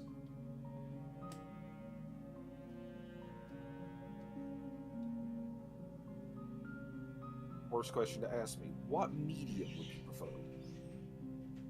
What do you mean, medium? I'm not asking for a psychic. No. I play with clay. I like I like the history of runes and how humanity and runes interacted throughout history. So you go back to one of the older forms of rune scribing that you can, because you could argue like weaving like baskets and things, but like you can't keep woven baskets for that long. Guessing skin So isn't I an deal with option. clay. Skin? I personally wouldn't, but I don't like the idea of leaving runes unattended, so to speak. Okay, well, what about, like, leather? We can work with Socially leather. acceptable skin. Socially acceptable skin. We can work with leather. Because I thought you were, because it's like you can go into like tattooing and all that. But yeah, let's go. I will attempt to find such a book. Give me an Arcana check with advantage.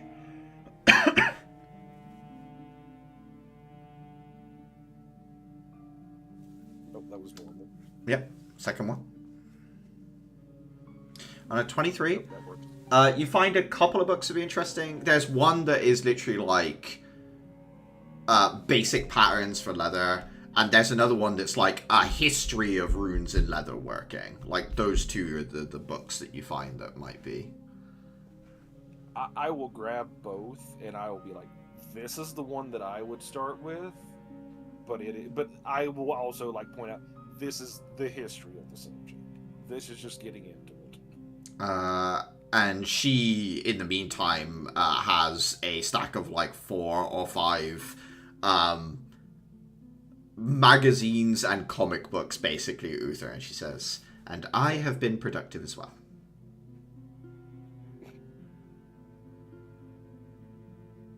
I have a question. Yeah, Uther. Viewing this through Uther's eyes, what kind of comic books does she read? Like, what series? What runs? I don't know if Uther would pay attention to that or not. I mean, I'll see what she's got. I mean, There's a couple of magazines in there. One of them is an art magazine on like color pencil drawings and oil painting. Is another one she has. She also has a magazine that has some like, it's like a touristy information magazine, but you notice it has some articles on like East Academy and Immortus and other landmarks that she may have picked out at a glance, Uther, just to read about East, maybe. The comic books are very much in like a Capri wheelhouse, to be honest. It's like vampire, almost like Blade would be the comic books that she's reading.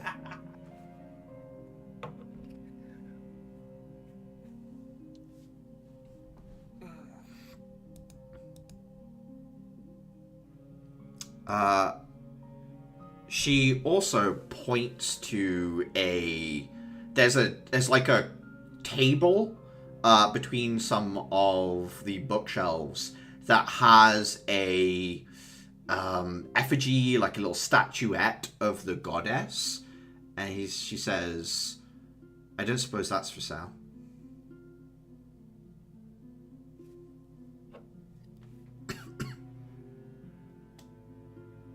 would I know? Why? Why? It's Was she asking?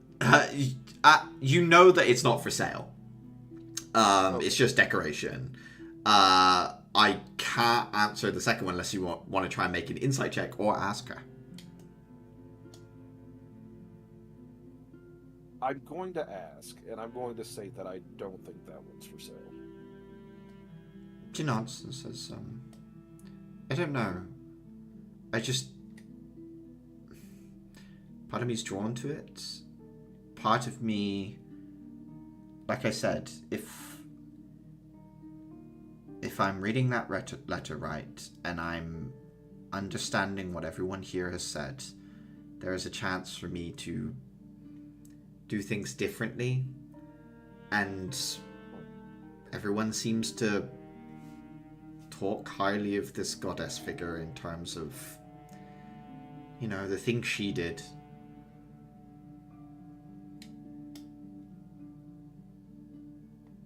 Maybe having an effigy around would help.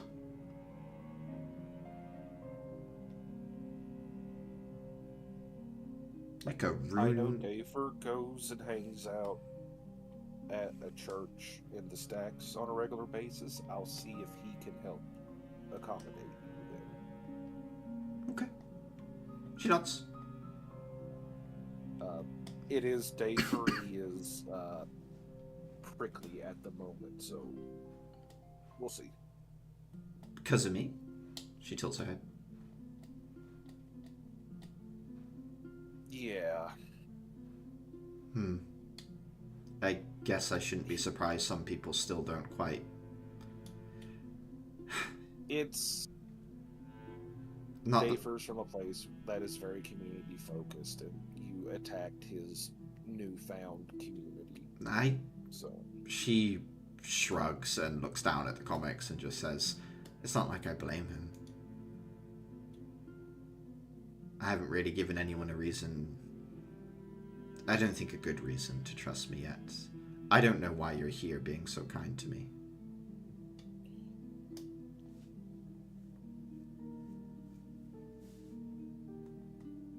Do you?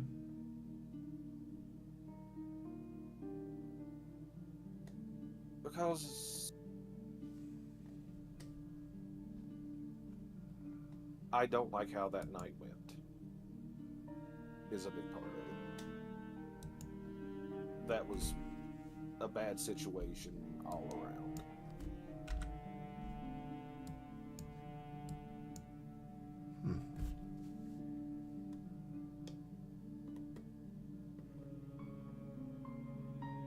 There's It could have went worse. a sort It of could have went a lot worse. There's sort of an odd look, like an odd expression on her face. She didn't say anything, Uther, but she sort of like, she gets lost in the middle distance a little bit. You do notice while she's doing that, because your passive perception is pretty high, right, Uther? What are you at, like 15, 16? Technically, it's a 14. 14, okay. There is a slight increase to the glow behind her eye patch while she's sort of like looking in the middle distance, and then it fades and fizzles as she kind of snaps back out of it.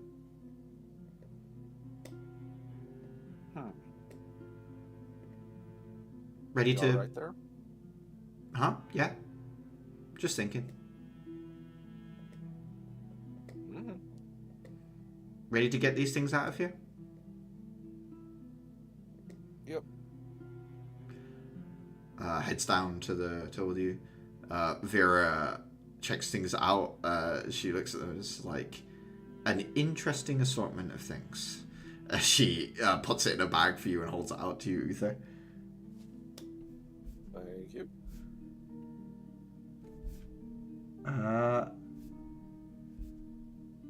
She looks at you and says, anything special you're looking for, Uther, that I should keep an eye out for? I'm still in the process of purchasing and sorting through books, so I don't know if there's anything in the backlog that you might want me to keep an eye out for.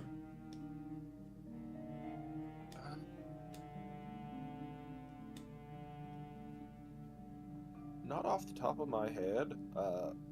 I will side-eye if Crescent has a request that is reasonable. Crescent looks at her and says, "Do you have next week's comic early?" And Vera smiles at her and slips something out of a drawer into your bag, and then puts a like like finger over her lips as she gives you next week's ahead of time. How on earth? Okay. Sure. Crescent smiles and says, "You never know unless you ask, right?"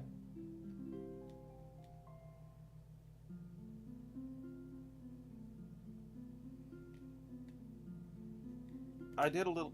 We've all done a little digging on that subject already, Dafer. But I mean, more never heard. It could always be you find that one secret entrance that nobody ever knew about before. That makes everything easy. Crescent starts bounding away towards the sort of library with her bag of comics.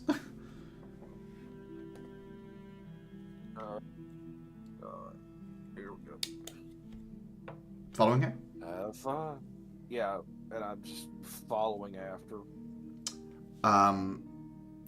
You guys get outside and a little distance away from the Witch's Nook when she looks at you, Uther, and says, "No wonder you don't like her. She's just like you."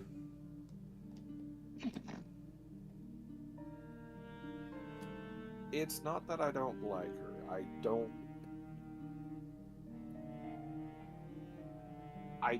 know why she will. I know the official reason why she was so aggressive in her marketing. It strikes me as overeager for what she claims to do. Well, I don't know about her being a librarian or whatever. She seems to know books, but she definitely has someone she wants to kill.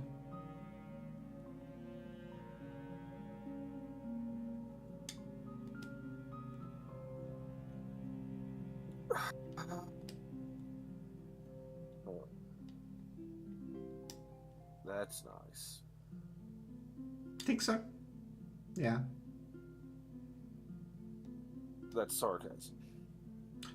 Oh.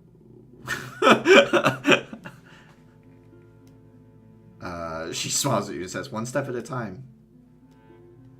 It's not my problem. I don't think it's my problem. Why would it be your problem? She definitely doesn't want to kill you. Well, that is a relief.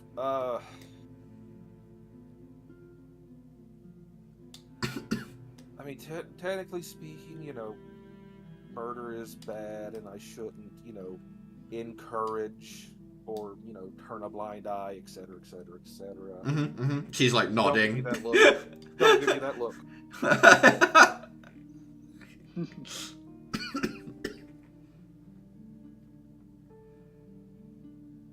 I mean, I think of all the people, you and I are in the least deserving position to call her out on that, right?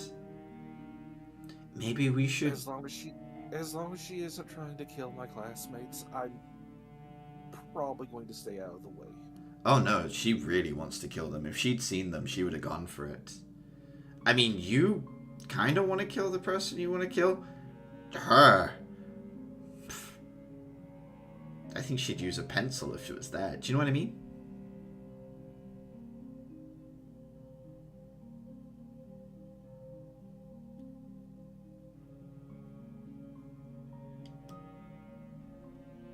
That'll be a puzzle for later.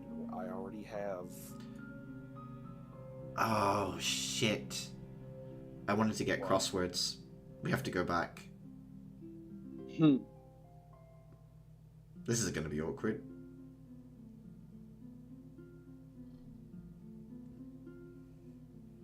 I mean, yeah, we can go back, or we can grab them somewhere else, or... Are you just trying to use this as an excuse to probe for more?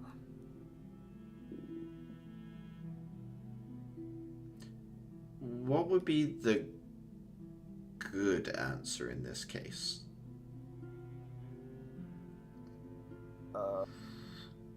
Be honest with me and I can work from there.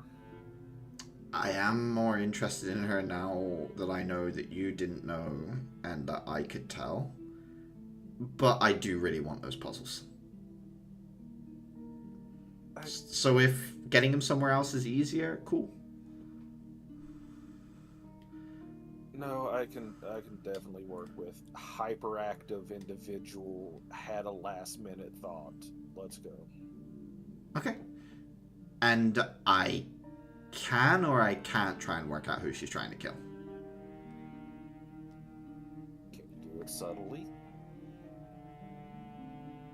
No. Hmm. She trudges after you.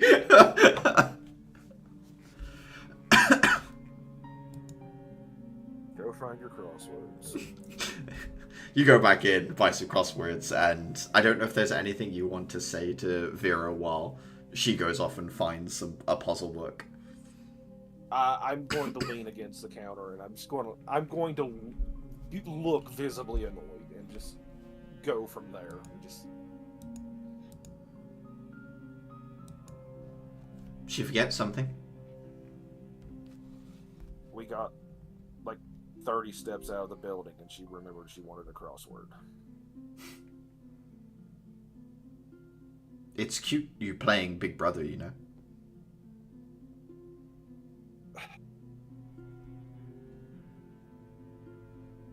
I have the patience to deal with her.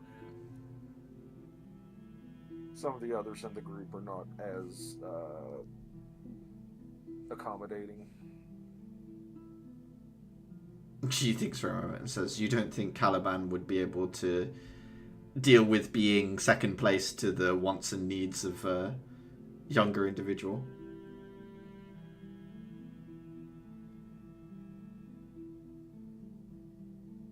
Caliban, I feel like Caliban would be in constant competition with the child. They have so much in common. Caliban is in constant competition with his own reflection. She chuckles and it goes back. Yes, and somehow he's still winning. Don't tell him that. I think I shall. It's rather fun. I don't have to deal with the fallout.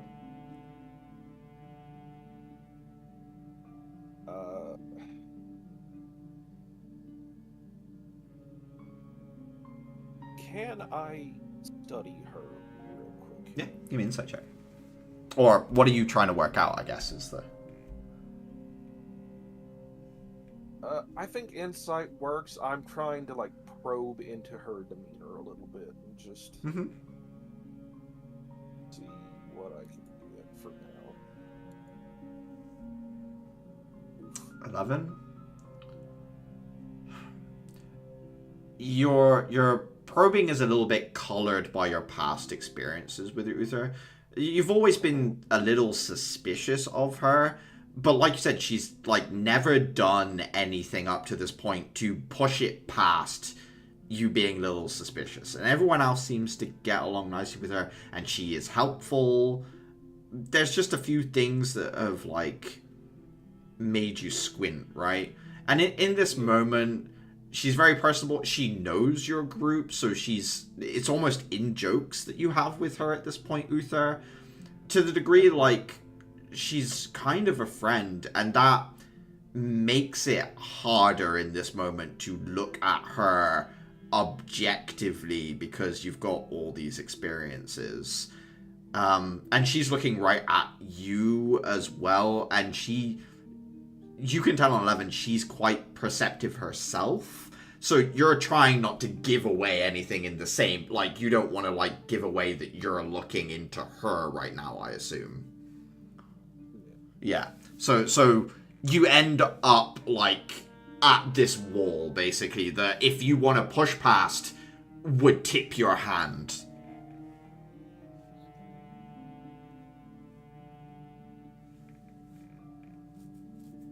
Is everything alright?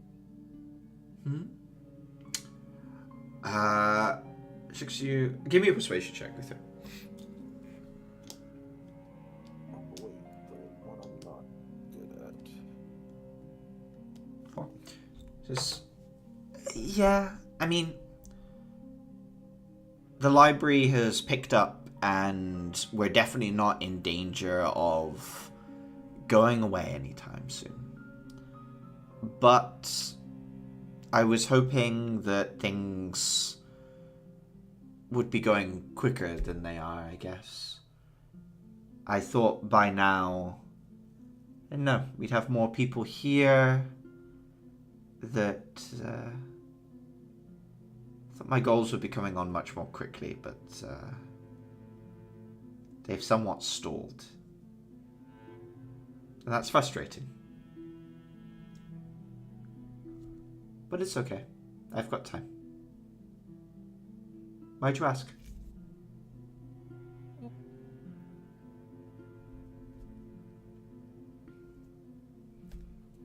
I don't know, just something seemed off. Thought I'd just check in. Oh, thanks for checking up on me. How are you doing? Studying must be difficult. Lots of deadlines. Always getting trudged off different places.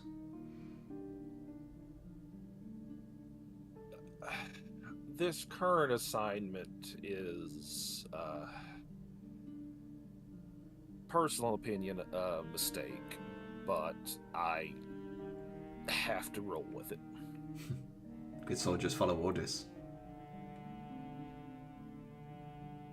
I have expressed my concerns. They have been acknowledged. All I can do from here is mitigate. It's the problem with certain systems. It doesn't matter. It doesn't matter what you want. At the end of the day, like you said, all you can do is mitigate things. It's a good way for things to slide into a bad place. At least from where I see think things. I'd be less frustrated if it wasn't such a quick turnaround from the last mission and I had more prep time, but...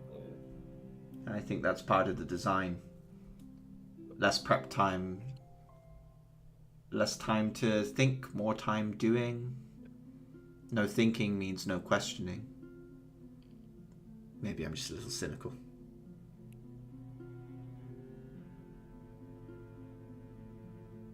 I could believe the other academy would roll that way, but everything that East says it pushes for, I feel like this is definitely some overzealousness from the top working its way all the way down in the system. I've heard good things about your hit mistress. I should give her more of the benefit of the doubt. You're right. Sorry, like I said, little frustrated. Just lashing out. Oh, here she is. And yeah, Crescent comes bounding back with a big old puzzle book of like Sudoku and crosswords and word searches and all those kinds of things. She slaps it down on the table and she says, that'll certainly keep you busy. And she puts it in a bag for you and says, and you've not forgotten anything else? Crescent thinks for a bit and says, no. Nope. Then again, if I've forgotten, I wouldn't remember that I forgot it, so... Let's try for 50 steps out the door this time. And she salutes you as she starts marching.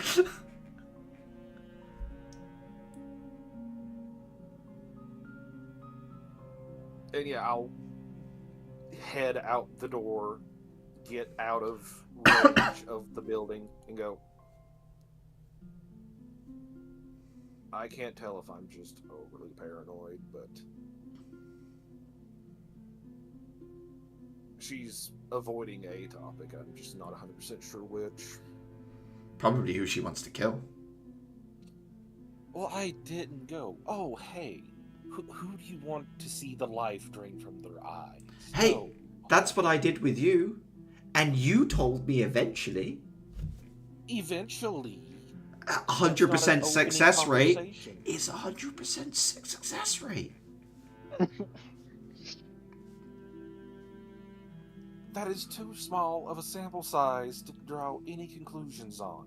Hey, You weren't going I wasn't going to comment on your size.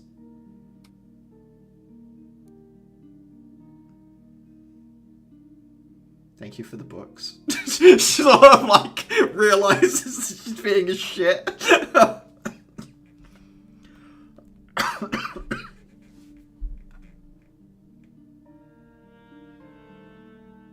Today's been nice, actually.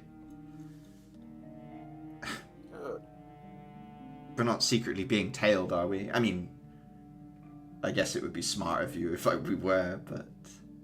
Everyone's busy today. I did tell my teacher that we were heading out.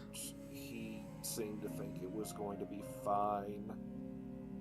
I did bring a crystal just in case. It wasn't anything harmful or anything that would force you to do anything. Merely something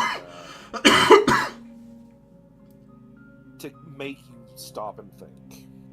Well, stop and reconsider.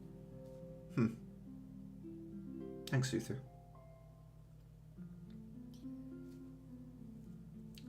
We can go back now. That security guard of mine on the door is probably having a heart attack.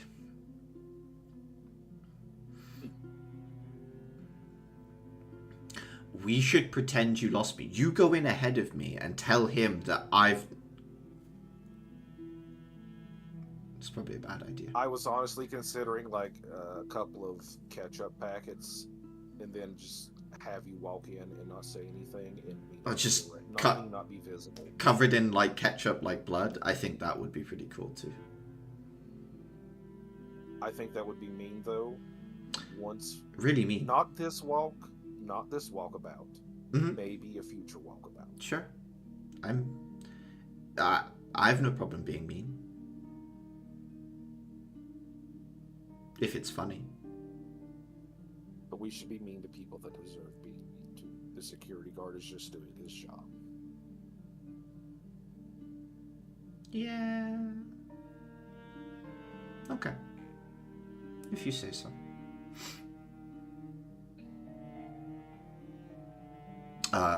But yeah, you're able to lead her back, and she has all the stuff that she wanted apart from an effigy of the goddess.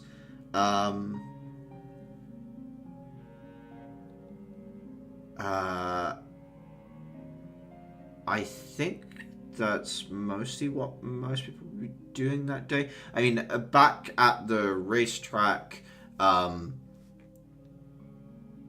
as you know, time kind of peels on and people are A, getting hungry, and B, you've been there a while anyway. Carl like starts parking up everything and saying, I'll send a message to my uncle, let him know that we're heading out. We can, I don't think we can eat here in the wheel, but we could grab something near Old Station. And yeah, Casper says, I am starving, so yes, as soon as we can eat is the better. Let's go. And she like heads off with Sigrid chatting. Andros looks at you here and says, yeah, food with everyone else sounds good. What are you thinking? I'm down for anything, honestly. I could eat a horse. You all go on ahead. I'll catch up. I want to take a closer look at some of these bikes. They've interested me. Give me a deception check, Atira.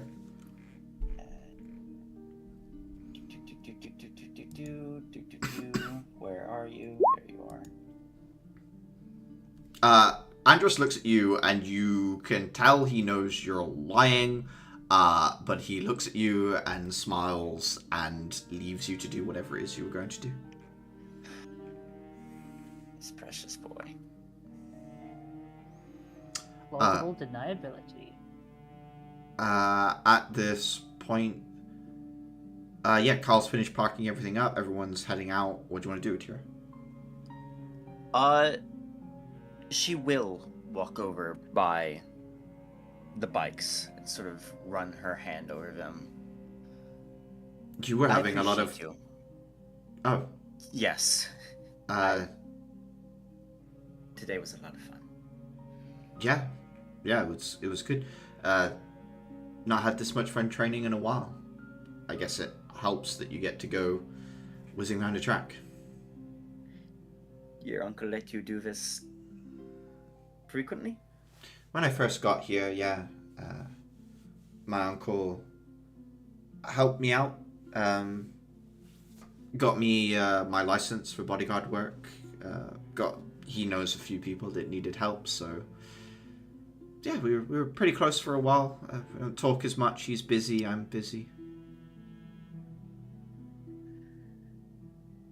Now you need a mission to be able to have a good excuse to do this.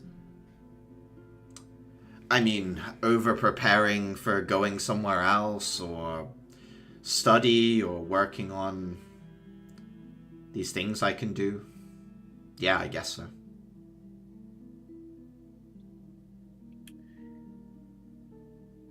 I've noticed that you've made little passes.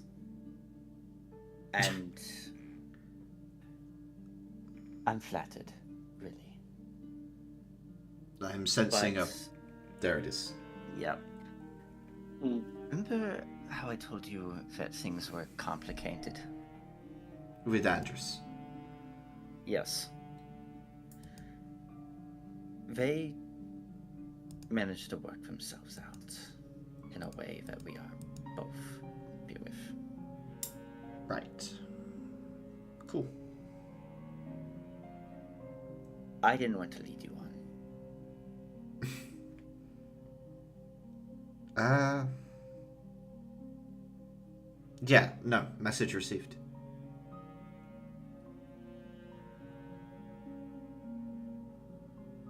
I want to point out of character that there is a thunderstorm going on right now, as if the world just really wants to hammer the point home. Atira, you can tell, even without an insight check, like, he's definitely put out. Like, he's upset. But he is doing his best to be chill about it.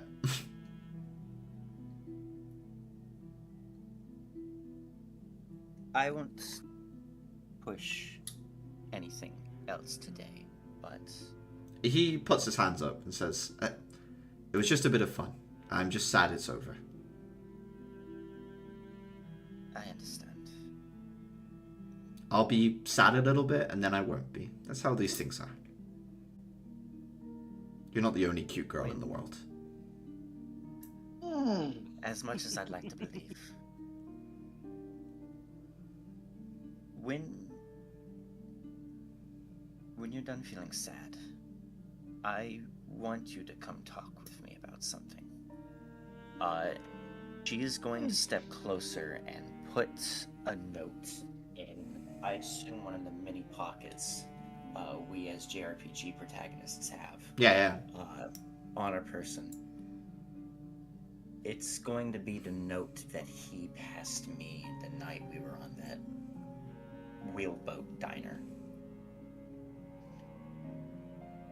where he detected that I made that very imperceptible lift off in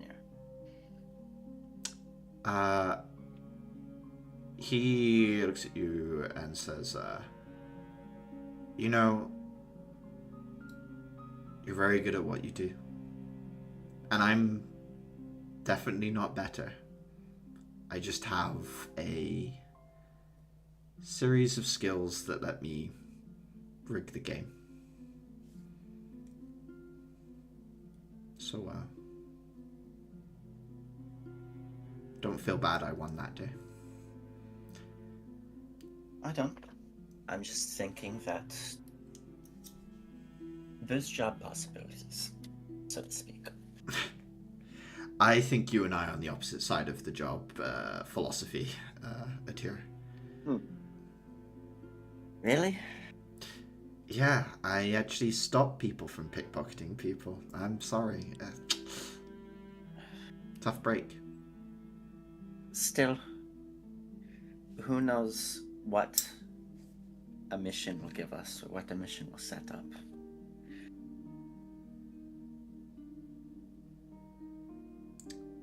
I don't know what you're trying to do, whether this is supposed to soften the blow or whatever, but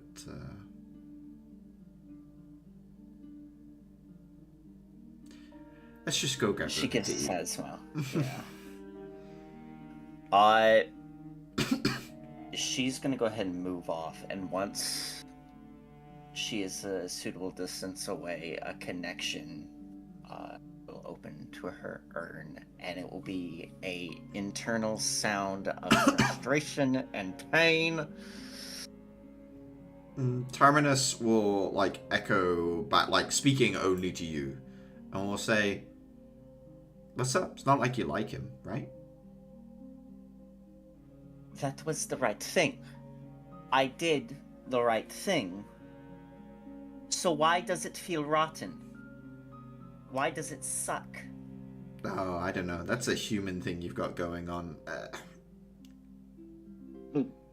How do I put it? Maybe because you destroyed a possibility. Something that could have been isn't anymore. You, like, smashed fate.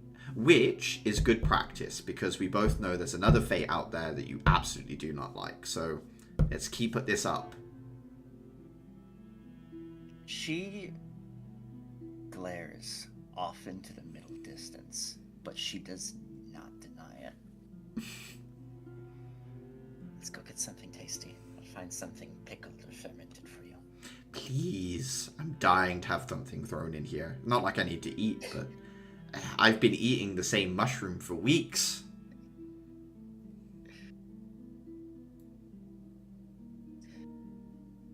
You've stolen a few things behind my back. Let's not lie to each other. Okay, well, salad for breakfast was weird, and I don't think you were going to finish it anyway. No, I wasn't.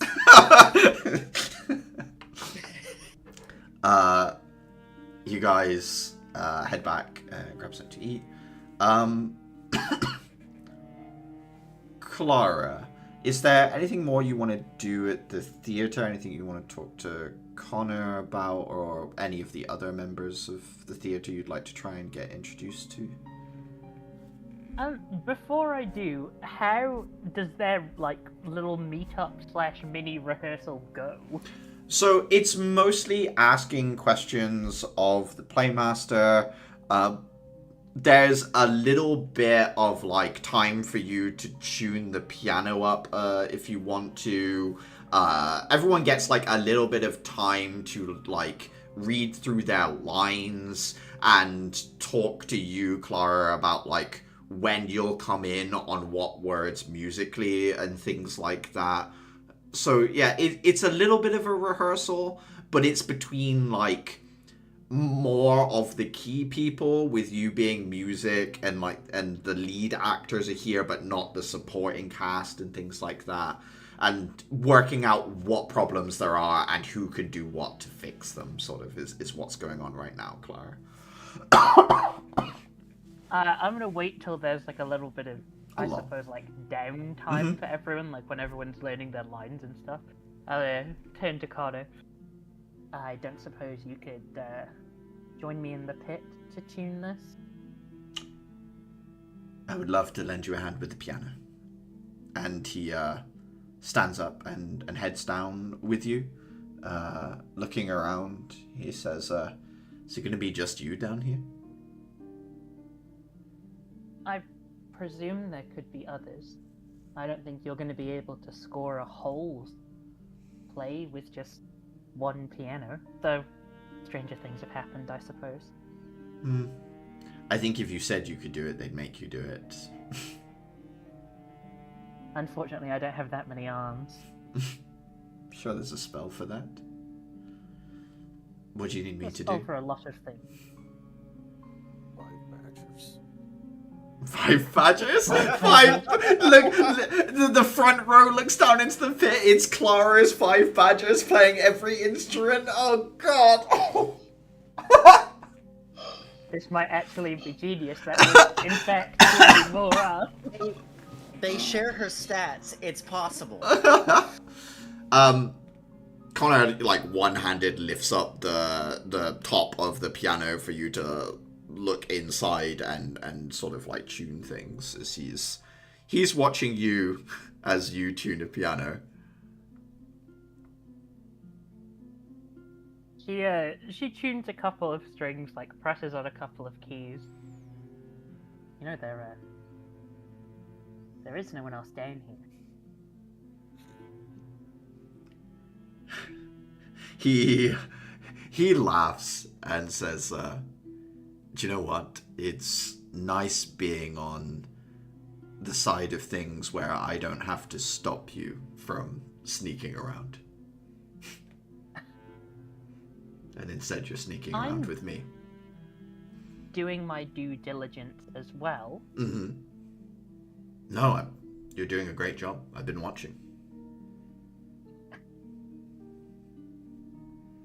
I am... You know, Ed Hera and I had this conversation once. When she was talking to Andrus for the first time about what exactly it was that girls were supposed to do in situations like that. Kind of mortifying to have that conversation and realize that I didn't actually know. I always think of you as knowing everything. I won't lie. Shocks me to hear. There's a difference between knowing things on paper and knowing them on practice. You can read 1,000 books on how to shoot a bow, but it doesn't feel the same in your hands as it does on a page. And when you're with me? I've read romance novels and, I don't know, seen tapestries, people painted pictures. They make you feel something, but it's not the same as what they actually make you feel. I can't say I've ever seen a romance novel or looked at a tapestry too much, but I've certainly seen you. I think I know what to do. And he would lean in to kiss you. She will accept. And when they finally break apart, she'll put a hand on his chest. Mm-hmm. Did you ever have thoughts like this when we were back at home? Not that I understood them. Does that make sense? My feelings for you have always been strong, but I never really realized why. First I thought duty, friendship, out of loyalty to your brother, that I might keep you safe, keep you close. And now I realize that it wasn't selfless at all, it was selfish. So, yes. Yes, I did.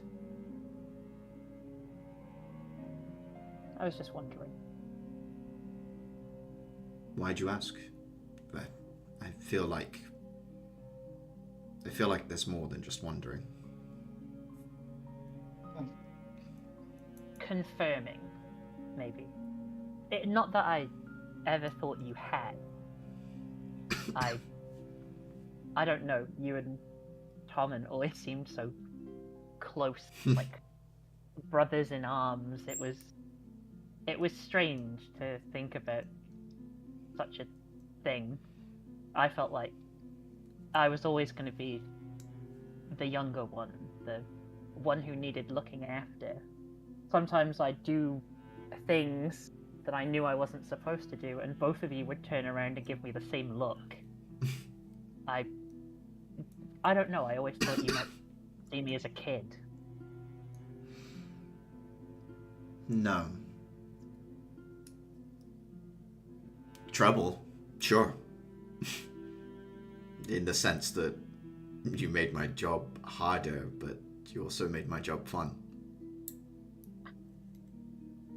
I'm just saying, if you hadn't have stepped in the way of everything interesting I tried to do, it would have been easier. Yes, and I am sure your father would have seen it the same way.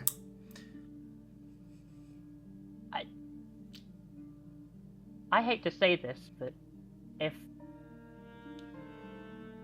Tommen is my father's son, I am definitely my mom.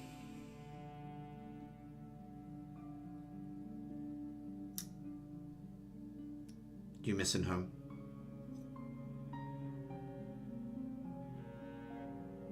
I got close on the last mission. I was reminded of so many things. A spirit I heard in childhood tales. The trees, they weren't even real heavens, pillars trees, and everyone was so upset at how tall they were. It was wrong to them. I don't know. And then when I went to get my violin from Mary, she asked me what I would do if I graduated, where I would post up. And I realized I don't actually know what I'm allowed to do. I don't know if I'm ever going to see home again. Of course you will. There's no way. There's no way that... There's no way they'd be able to keep you away from home, even if they tried. Maybe for a little bit, but not forever, Clara.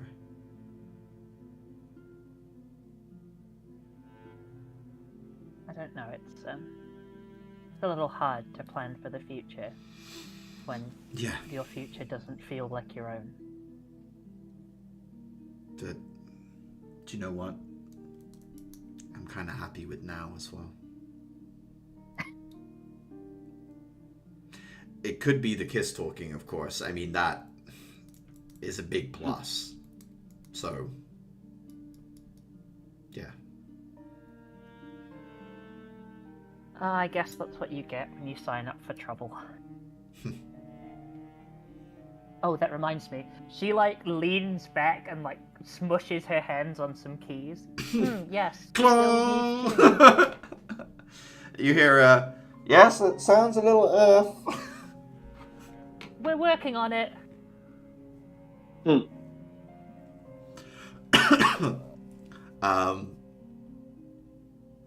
Eventually you guys all finish up what you're up to away from places. I mean, Connor would wish you goodbye and then say, we're all back here next Sunday. Yeah. As far as I know, that's the plan. With more. Everyone should be in attendance next Sunday. Cool. Okay. I'll bring my A game. I don't think you have another kind of game. Oh, that's not true. I've just seen your game. Hey, I barely practiced any of that. And he... Barely? You know what? Bright Red walks off. He's gone.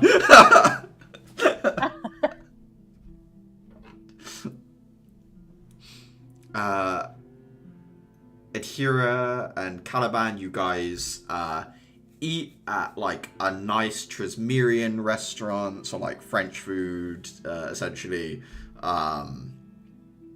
with the others before heading back. Andrus, once everyone's kind of split off on the way back on the trains, Andrus would look at you, Adhira, and say, everything okay? Yeah, everything's okay. Just... I had to let someone down gently. Hey, you don't have to tell me. Whatever you've got to do, you do.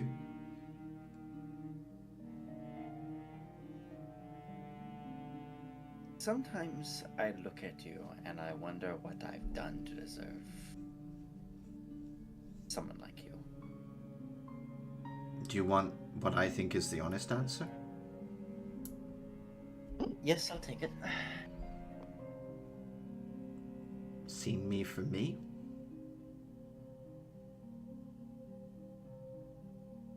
And I think maybe you're the only person in this planet that doesn't want to see me finish my destiny.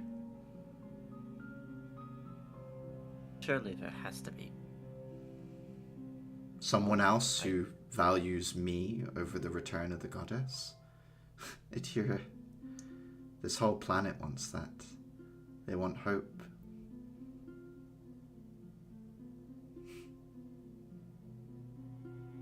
That's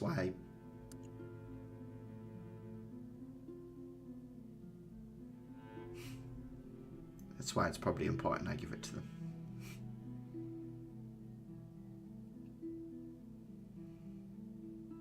She looks at him And what she can't put into words, she puts into a pained look. Don't look at me that way. I'm enjoying things plenty, and I have my own hope. I thought maybe I'd have to suffer for the rest of my life until things finally ended, but actually I'm kind of enjoying them now. She's going to scooch over to properly sit next to him and lower her head into the crook of his neck and just... You guys sit there, surrounded by people, all going about their lives. The rocking of the train, as it goes over, as you head back to East Academy. You all arrive back. Dafer and Seth are in the sort of like living room area. Seth at this point has picked up a needle and thread because having sat next to Dafer and talked about it for so long, he was just like, fuck it, and like started like threading through some of the rune working as well.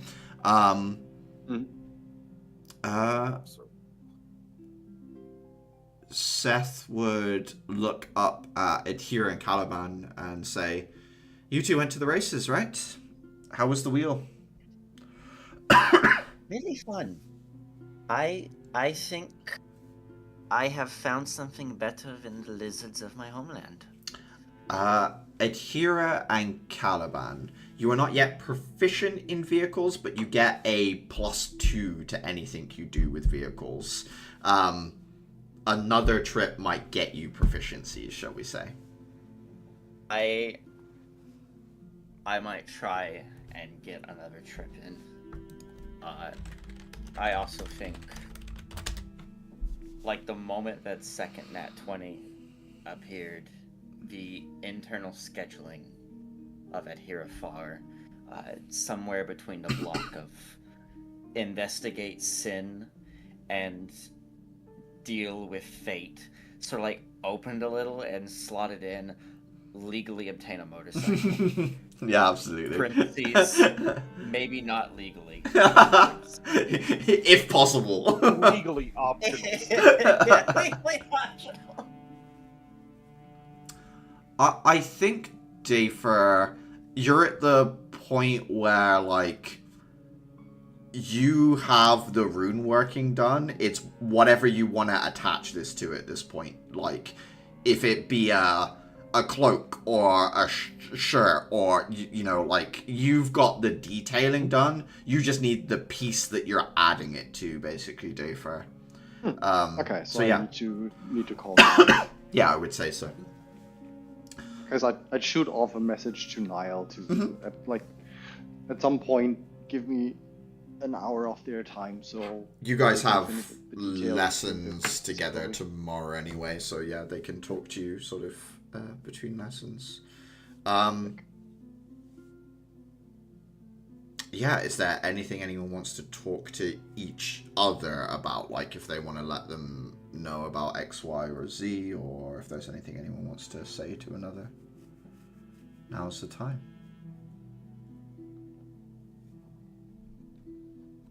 I suppose I could, like, mention offhand that Axel's gonna talk with, I suppose, a mentor to get in touch with somebody to, like, appraise and to possibly restore. Yeah. I think Atira you'd pick up. If he said mentor, he means Grim. Okay.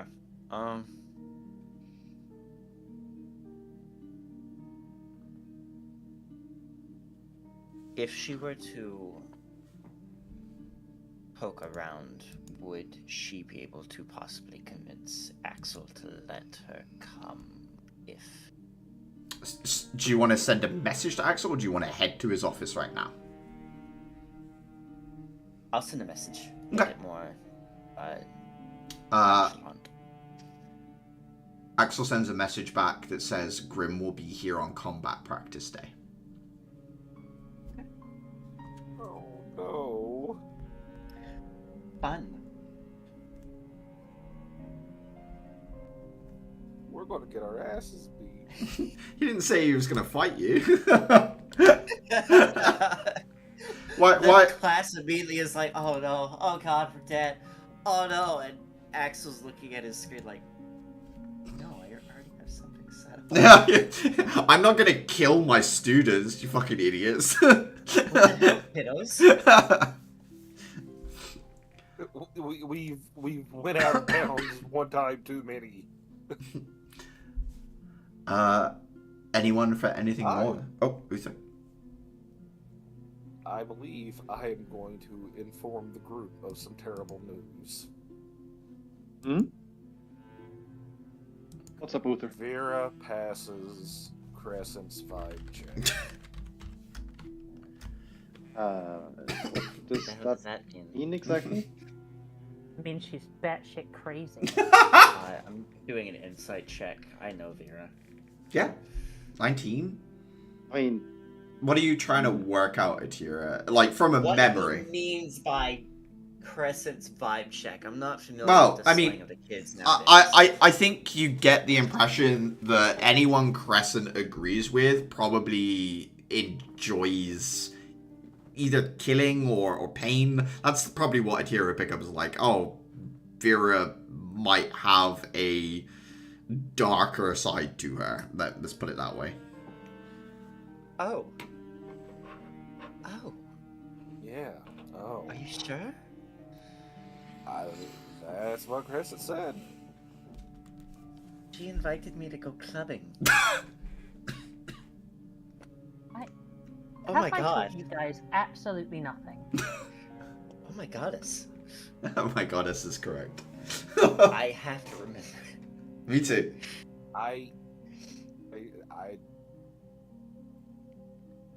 My stance is going to be, unless it's our problem, it's not our problem. Well, I mean- vibe check, sure. So, who does she want to tenderize and put on a meat hook? I am not in the business of directly asking questions that are going to get me tenderized, as you so eloquently put it. Can I just confirm then? Is this a dear friends and fellow companions and classmates? I think you should be aware of this, or are you asking someone else to do it? Because I'll do it.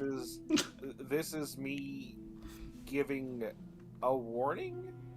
I don't know. I don't know who. I don't know why. Vera gives me some very anti-establishment vibes anyway, so you know she's probably fine for the general population. I also got that feeling. Now, my one concern here is if it turns out to be one of the very few parts of the establishment we actually like. Well, that is... I don't have enough information, and I don't have the information. So, if someone was to go and get the information, we could reevaluate properly? Well, Ed Hira here literally just mentioned going clubbing later. Seth, who has been sat here awkwardly knitting the whole time, looks up at you all and says, if she's out and about, that means the library won't have her there. Food for thought.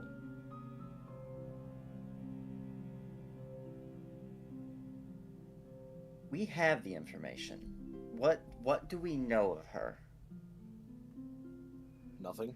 She stalked the group for weeks before inviting us to join the library.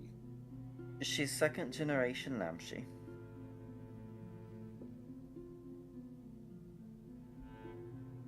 I feel like there has been things.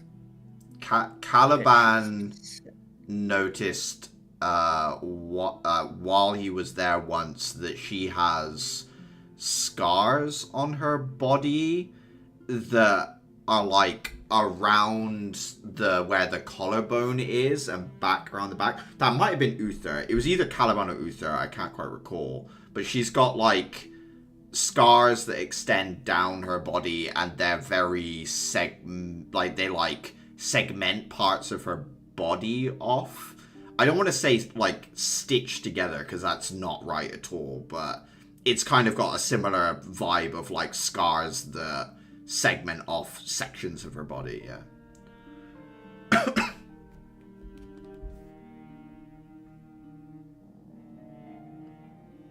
I can't think of anything else off the top of my head that you guys have noticed, other than, as people have said, that she has anti-establishment vibes. I mean, it doesn't necessarily have to be bad. Let's be honest here. Yes, yeah. She's It far doesn't. from alone in that regard. It was just something that was mentioned to me, and since we have semi-frequent dealings, I wanted to make sure everyone was aware that there could be a situation in the future. I'll keep it in mind, but I'm not worrying too much about it. Seth People have chimes. their own Well, agendas all the time. Doesn't have to If coincide it with comes ours. up in conversation,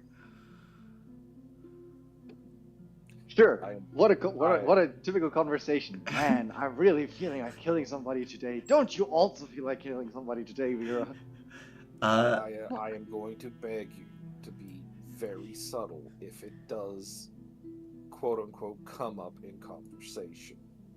Seth looks at you three and says, "Are you worried she's like part of the gang that you guys were dealing with, the Glomide or something?" Nah, we got those locked down. Okay. No, Glom, That's fine. I don't like unknown factors. This has thrown an additional unknown factor into the situation. Well, She's not super religious, is she? Didn't the library have a goddess? There was a goddess effigy statue or something? in. There Yeah. was a goddess statue in the library, but I don't I know remember if seeing that is one. evidence of super religious fanaticism. Yeah, likely not. It just means that she is not averse to it at the very least. Seth says Witch's Nook is more of a Empress City name, right? Witch being one of the founder important figures in the city's history, so that's kind of goddess related, kind of more just the city.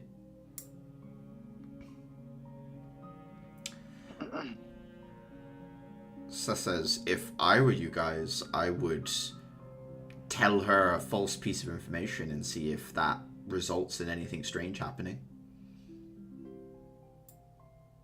You know, if she's working for any funny people. False piece of information, like... I don't know. I've only just been introduced to this concept. Dee and I have already had conversations at length about the leadership in the city, and I know she really likes the theatre, so I don't know, perhaps I can sneak her into the rehearsal next Sunday and ask her some not so pointed questions. I'm gonna pull the frog spirit of rotten things and see what his vibe check is. Her? I mean, she's always had an air of distaste and dislike for everything. I'll be honest, I get that on a lot of people these days. I'm gonna add quietly through telepathically since we have Seth here.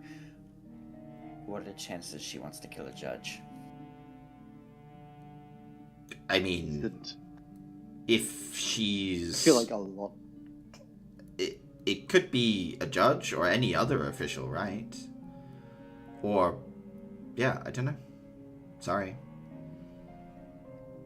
I am not a mind reader, just an aura reader. Take out a leftover fried. Give it to him.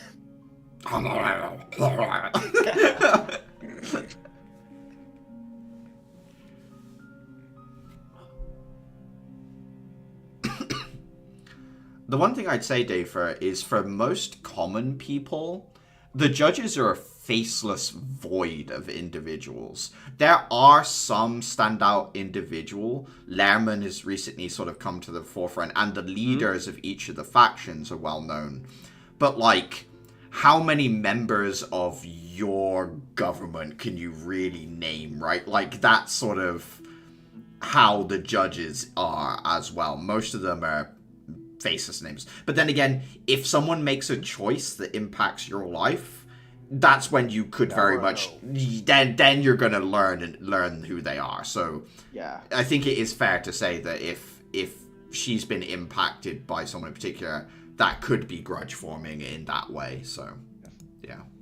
I'd also imagine it's not that, like, I don't expect every person to know every member of the government, but I would expect them to know, as you stated, faction leaders and maybe 1, 2, 3 additional council members. It's not like I have impacted them.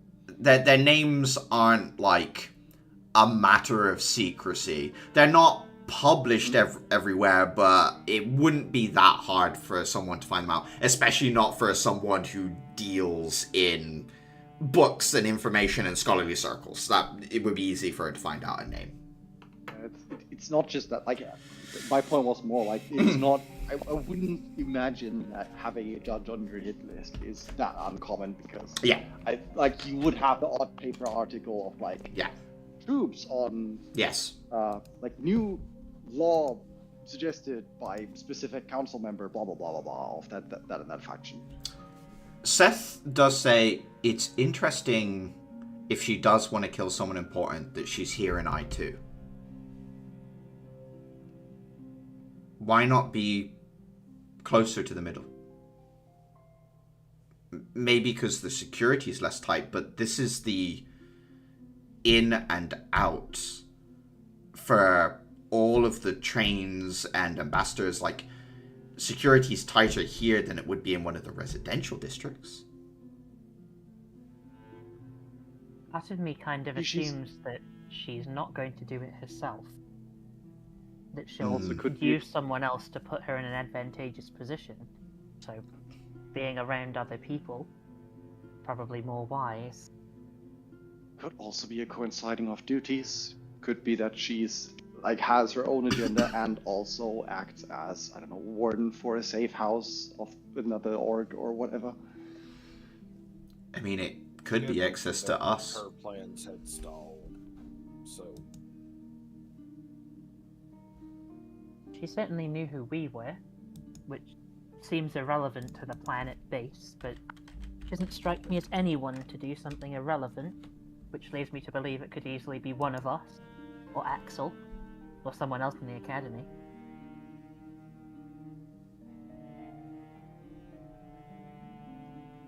I think it's... unless there's more pressing information, I'm not worrying about this too much. Uther, the only thing Crescent said to you was the bloodlust on Vera was it can't be anyone that she's met face to face, because Crescent's point of view, it would be on site. She wouldn't be able to hold her composure. That's one thing she did say to you. So you don't think it's one of the group, I would say to you, Uther. Has she ever met Axel? She was here during the festival, if you remember, when you guys were doing all the festival games and things like that. And Axel was around then, I believe. I don't know if they directly... eating competition. Yes, he was in the eating competition. I don't know if they talked face to face, but they were certainly around each other, I would say. If she had the opportunity to make a move, she would have done so. Well, then it's not any of us. Not any of us.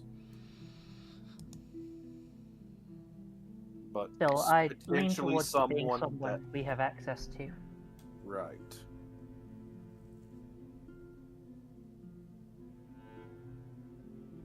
Seth puts down what he's stitching and hands it over to Dafer and says, No idea if that's any good, but I'm going to bed until you get me before you get me implicated in something. Rest well, everyone. I am innocent. I was sewing the entire day. It was all my party members that brought trouble to our doorstep. I was tuning a piano. Thank you. And if I hadn't Was said that anything, the only thing you were doing? Yeah, I had to resist asking for a deception check. is that what they're calling it these days? I was tuning a piano. Is there anything more before? I think this is a good place to leave off the session with you guys heading to bed for Sunday. Is there anything people want to add before we close things off? Don't care what Axel says, we're cursed. Clara, I want a divorce. I think that's exactly where we'll leave it.